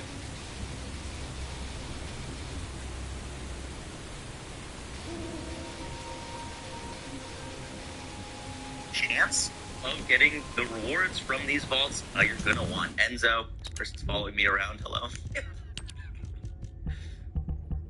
Now, the two maps to farm the resources to build these crystallization catalysts and energy activators are from Vespers and Agna Desert. The encrypted boxes can be found in other maps. The only ones you're really going to care about opening are Vespers and Agna Desert, because those have the materials for the super special crystallization catalysts and energy activators. I think we should drop to call them mushrooms or something easier. But all you want to do is you come here with your Descendant. It doesn't have to be Enzo, but I promise you it'll make your life easier if you do have Enzo. It's a little bit of a silly system, but what you want to do is hit your scan button. Sounds like there's some Vespers and Agna Desert. The encrypted boxes can be found in other maps, but the only ones you're really going to care about opening are Vespers and Agna Desert, because those have the materials for the super special crystallization catalyst and energy activators. I think we should stop to call them mushrooms or something easier. But all you want to do is you come here with your Descendant. It doesn't have to be Enzo, but I promise you it'll make your life easier if you do have Enzo. It's a little bit of a silly system, but what you want to do is hit your scan button. Sounds like there's some loud gunfire, but if you can hear that beeping noise, that means that we are facing in the direction.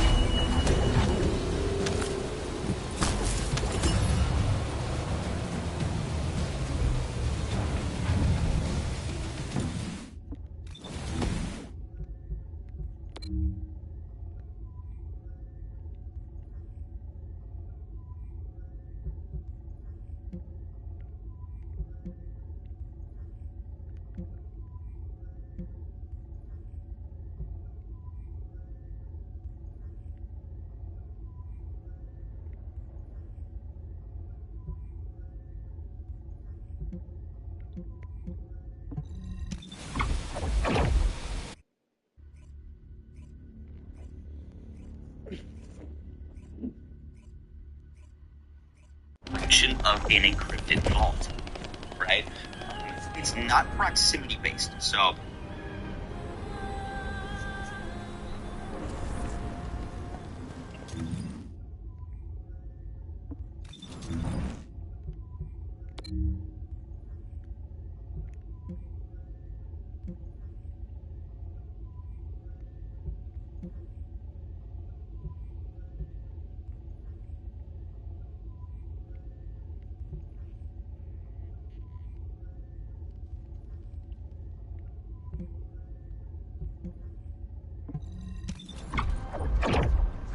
if I'm next to it, but I'm looking the wrong way, I won't hit a beep.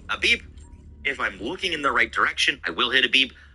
These things have specific spawn locations, but they can they'll bounce around, and you can farm them as many times as you want. They do respawn if you just leave the area.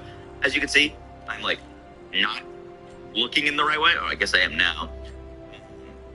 See if we can go find these. By the way, these are a lot more efficient if you want to team up with some people in a Discord to go farm them together, because then you can have 4 people looking for them, and sometimes they're pretty well hidden. Here is one of them though. Now, in order to interact with these, you're going to need a code break, which we'll talk about the most efficient farm in a second. But it's a pretty simple mini game on these easy ones. You just wait for the little circle to go around and click it. It's kind of like one of those games at an arcade. And I've found in most sections, typically I can find 1 to 2 of these guys. At most I've found 4. But we're gonna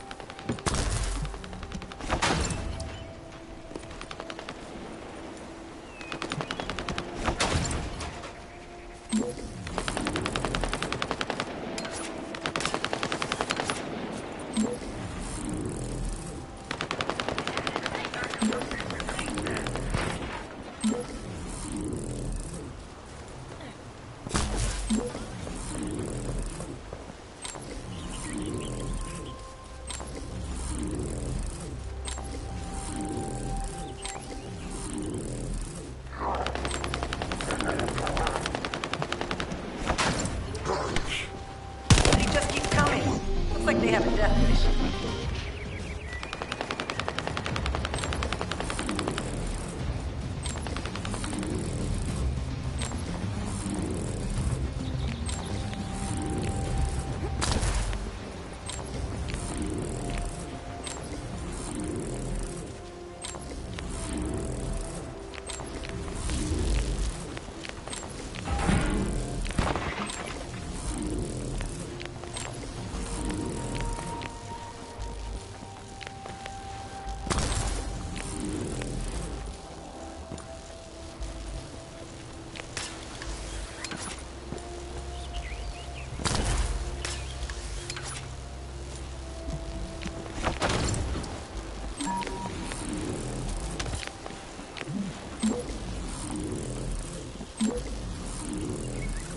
The ejector has been spotted. Guide, can you identify the mixture once we destroy the device?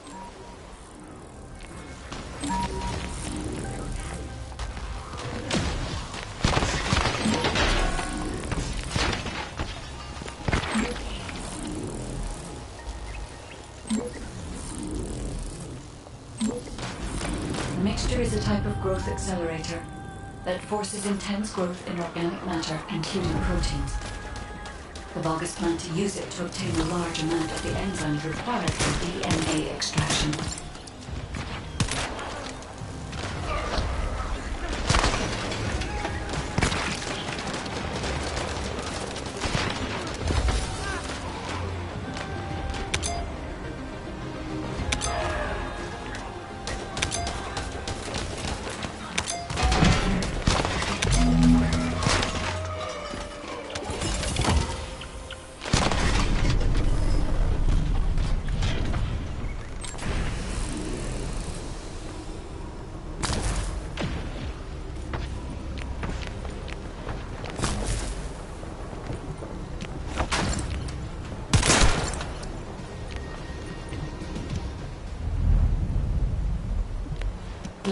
Freyna. This is the Vulgus that stole the Descendant's RK serum. Ha! We finally found him, you bastard! I told you we'd make you pay for messing with us.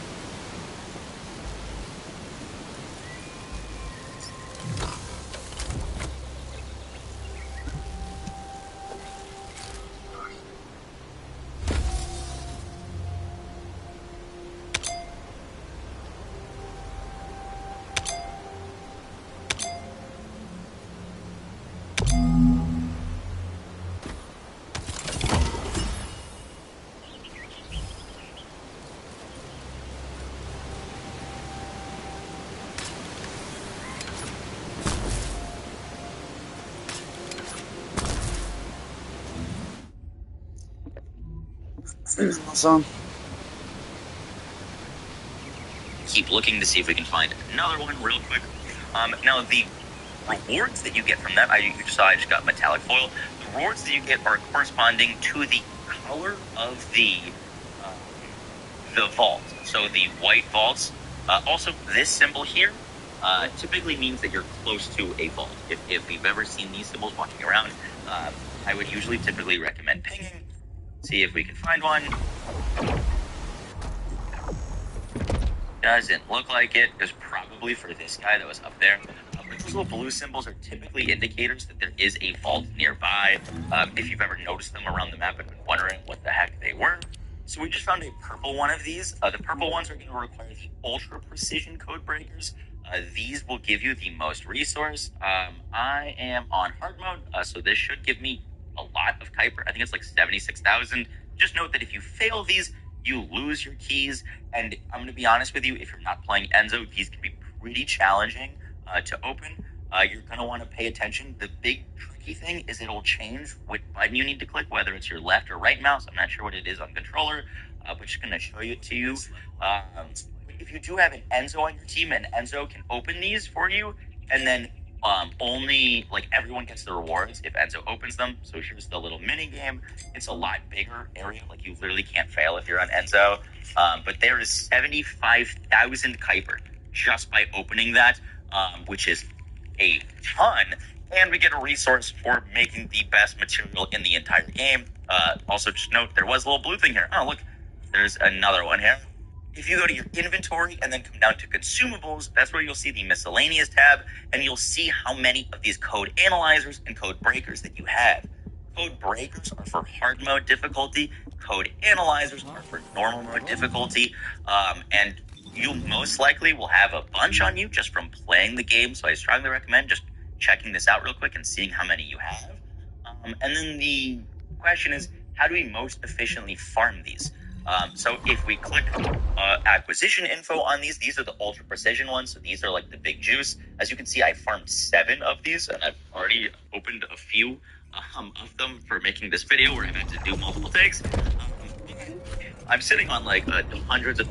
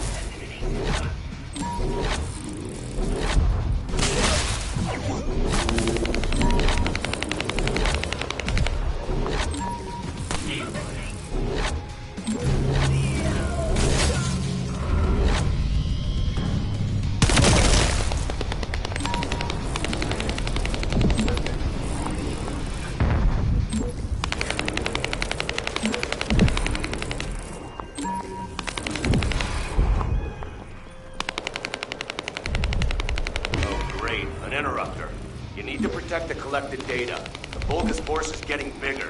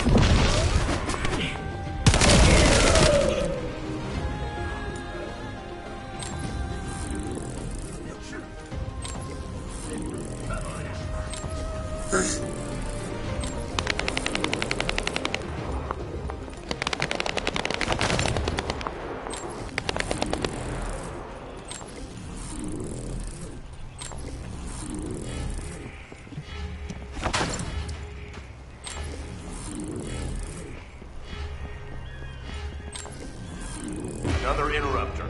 Eliminated before reinforcements arrive.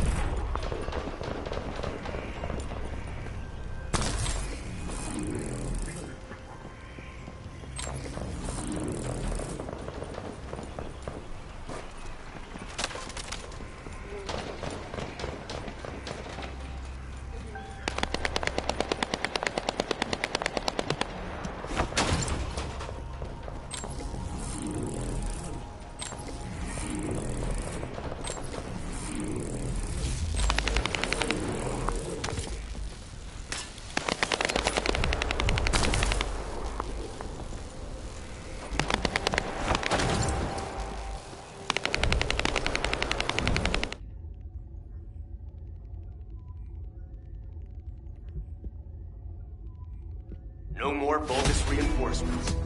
Excellent work.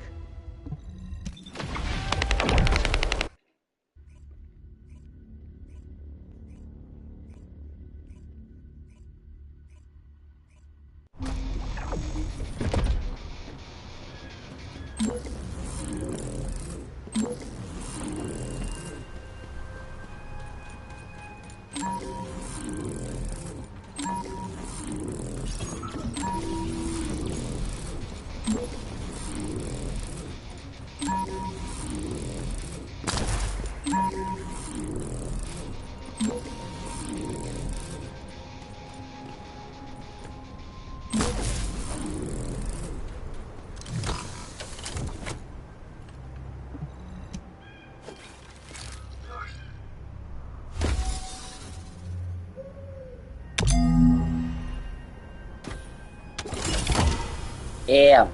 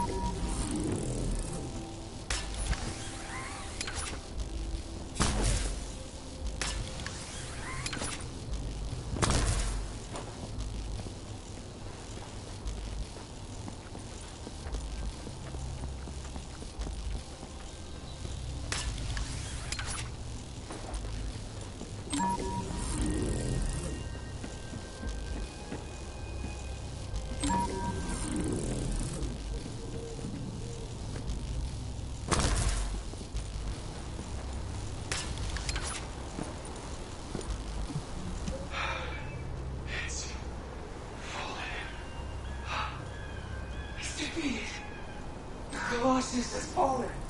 We can confirm the Grey Walker has ceased moving. Remain vigilant. We do not know what might happen. Do not make any sudden moves. So, this is the true power of Arcane. Really, this is incredible. Did you truly defeat the Colossus? Finally, we have hope. Is that the true power of Arcane? Too? I cannot know, Cody. It would be more appropriate to ask that of the Magistrates. Still. No. Yes. I suppose we say we now have hope. I believe in you, Ray. If a person such as myself become a Descendant. The Magistrates say that anyone can become a Descendant. Don't give up. They don't know if they come to pass. Enough, Jack. We have confirmed that the enemy has ceased moving entirely, and we will begin the retrieval operation. Ready? You did well. Rest well. Everyone else, get to it. Cody, you as well. Yes, sir. I'm going.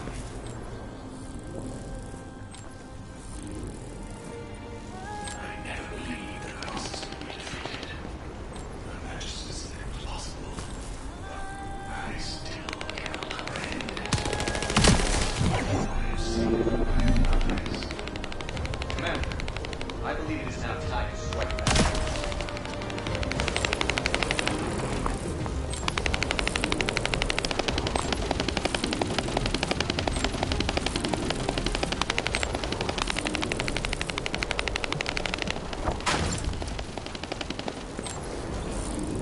Thanks.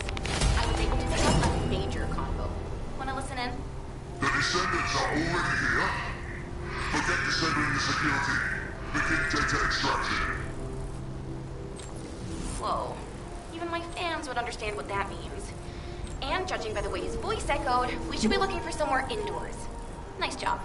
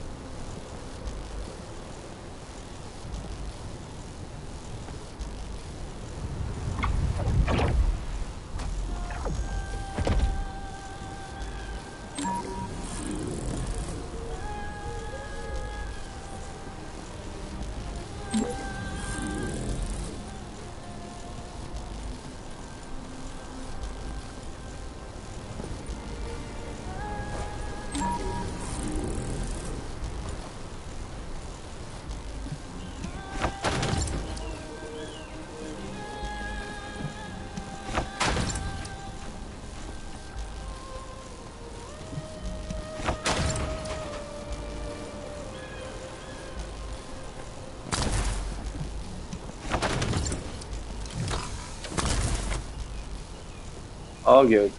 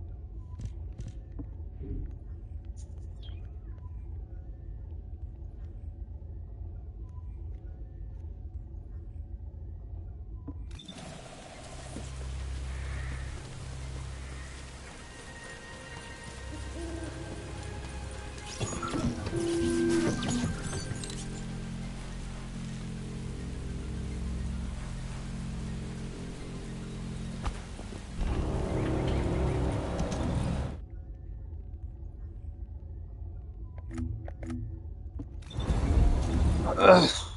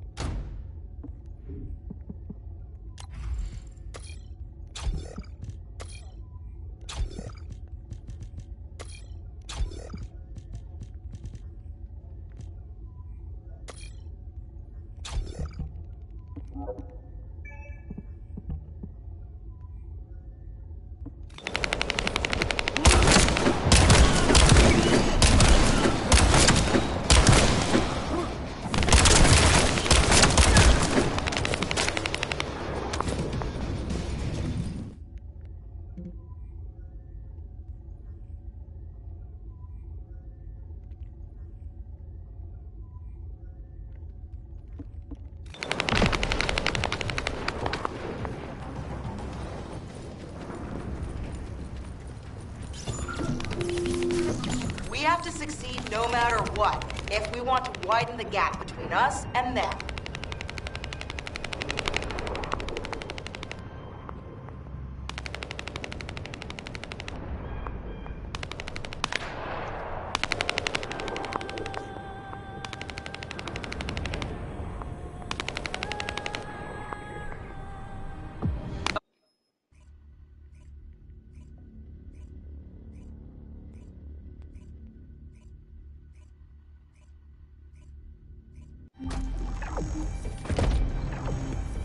Det har vært fast turfølge siden.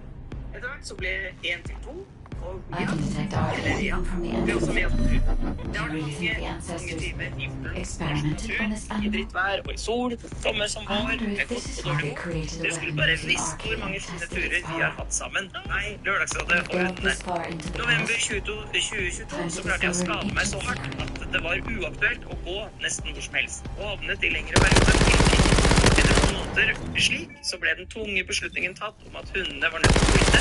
Kunne ikke gå, og visste ikke hvor lang tid rehabiliteringen skulle ta. I know the Vulgus Og are etter also desperately investigating this place because RK can be så har mye detected endret seg. here. Livet skjer, en operasjon, 9 måneder med rehabilitering kan gått, og for en uke siden så fikk jeg lånt mine gamle turkamerater, Mattis og Via, og vi var atter på tur igjen. Meg, Lørdagsrådet og hundene. Takk for turen, hils Aurora. Det var fint da.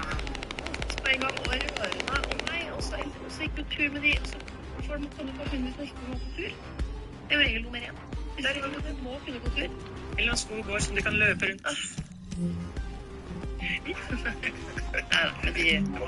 De er jo hillbillies ut på tunet der. Yeah! Men takk for den, Aurora. Det var en fin historie, og kanskje litt håp i den nå, da, at nå kan du gå på tur igjen også, selv om og Mattis og Ria har det bra. Ja, så, vet du hva? Jeg liker tanken på at jeg blir, og du da, blir båret rundt på. At jeg på en måte, jeg har sett soloppganger og solnedganger og lyng og høye fjelltopper. Og jeg føler på en måte at jeg på ekte får oppleve. Ja. Sånn syk har jeg i hodet. Litt om misunnelig og sjalusi før litt.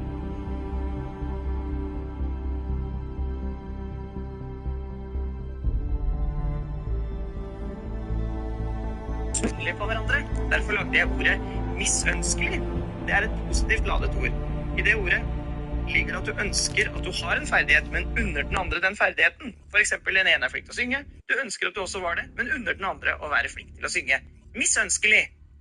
Fint forslag til ord. Ja. Og et annet fra Mikkeline. Hei, verdens beste lørdagsråd-epilog. Og hun legger også til. Episoden er slett ikke for lange. Jeg kunne hørt en time til.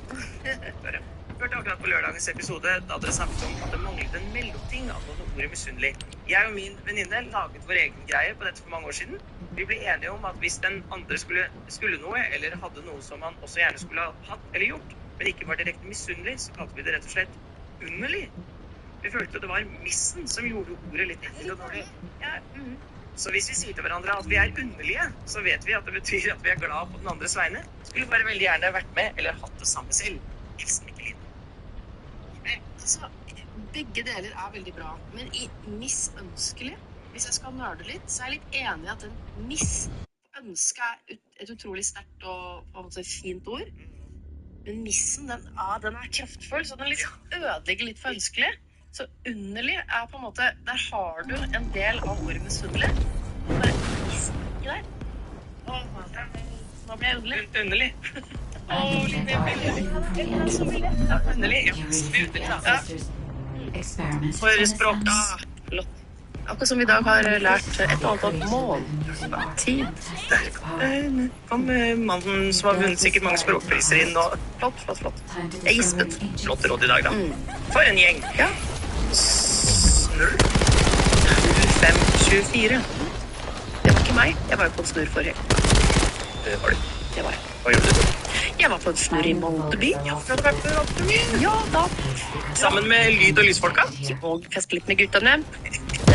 Det var en opplevelse i seg selv. Og første gang jeg ble filmet på et dansegulv, hvor unge gutter står med mobilkameraene sine og filmer. Og da må jeg si, det må vi slutte med. Ja. Ikke fordi jeg er helt faen i hva slags rumpevrikk opp etter døra du har fra meg. Men Det er så rart å gjøre. Altså, menneskeheten ser så fucka ut. I det du stopper å ha det gøy, så I stedet for å ha det gøy, så vil jeg bare filme det. Dette ikke jeg, så sa jeg, vet du hva, legg vekk. Men det kan du nok gjøre I hver situasjon, men jeg tror nok at det toget har nok til fornøyd at vi skal filme hverandre når det skjer gøye ting. Det er nok her for å bli, tror jeg, I livet. Men så, ja, litt svar I hvert fall.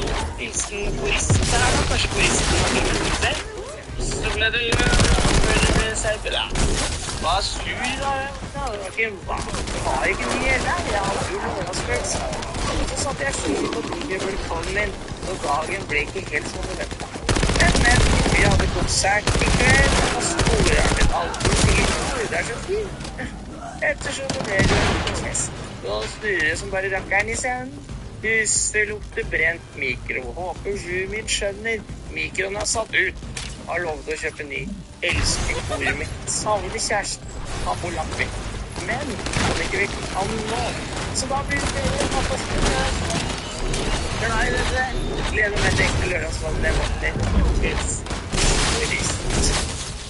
Så tilslag, men så på en måte redelig. Ja, så det sånn, oi, det kontenter. Ja, men da satt det ut. Da må du rydde opp etter deg. Jeg blir lei deg for at du brukte bom. Det noen hadde kjempe, han kan ikke ringe han opp, han kan ikke rekke. Altså, det utrolig urings. Det mer kontroll, vil jeg si. Slitt på ånden av mikrobølgeovnene deres der ute. I hvert fall 05. Litt til. 0155. Fylla mi. Hei, så det elsker dere. Liv og doktoror. Nei, doktoror Jonas bestevennene mine noen ganger. Jeg elsker dere. Nå har vi på fest. Det var gøy. Jeg hjemme nå. Skole I morgen 08.15. Det blir veldig spennende om jeg kommer med dit. Og kanskje det snurrer litt fortsatt, men eder litt mer nå. Har tatt 2 Paracet og drukker vann, så ikke heng over rimmingen I morgen. God natt, Liv og Jonas. Dere søteste jeg kjenner, selv om jeg ikke kjenner dere. Men jeg føler jeg gjør det litt grann om natta. Ja, takk skal du ha. Jeg elsker at vi har sånn lite tilfluktsted for fyllemailene deres. I Discord. Vi føler at vi kjenner dere også, kanskje det sagt. Og dere de sønste jeg kjenner. En podcast. NRK.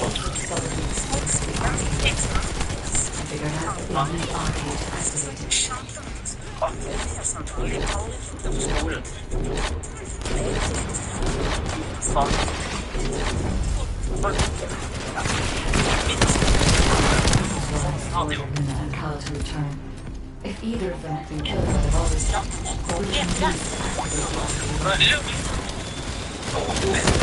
Ja, det ikke starttidig. Ja, starttidig.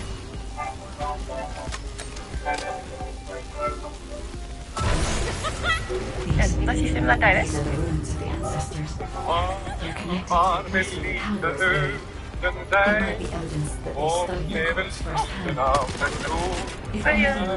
Skallebevegelser. Hvorfor tror du den starter med Jens Bukk Jensen, og hva var vel livet uten deg I denne fredagsisen? Fordi det var han som sa en sang. Det noe callback. Ja, det noe callback, men jeg husker ikke callback.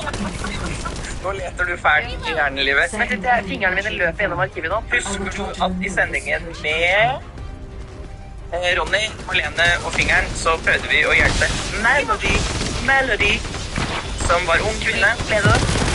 Ja, det må jeg høre.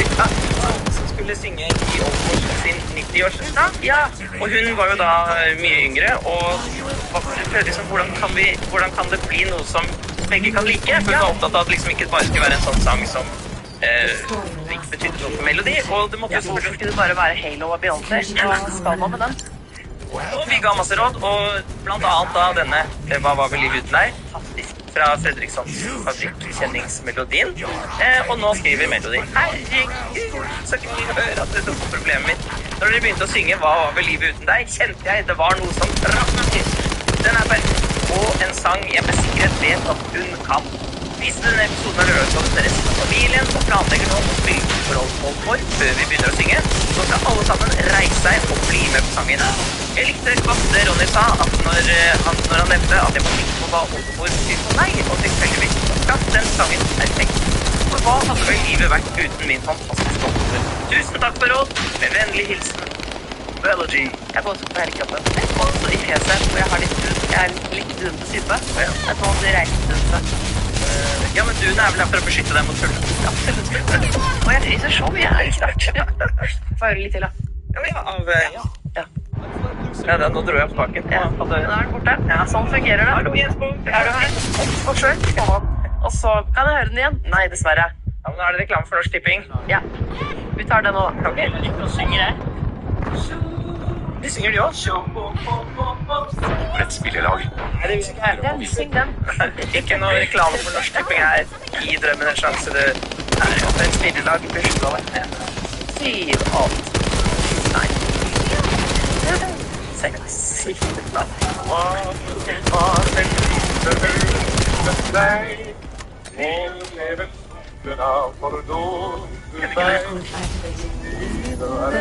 Jeg håper du skal synge en melodi med sånn stemme som oldemødre liker.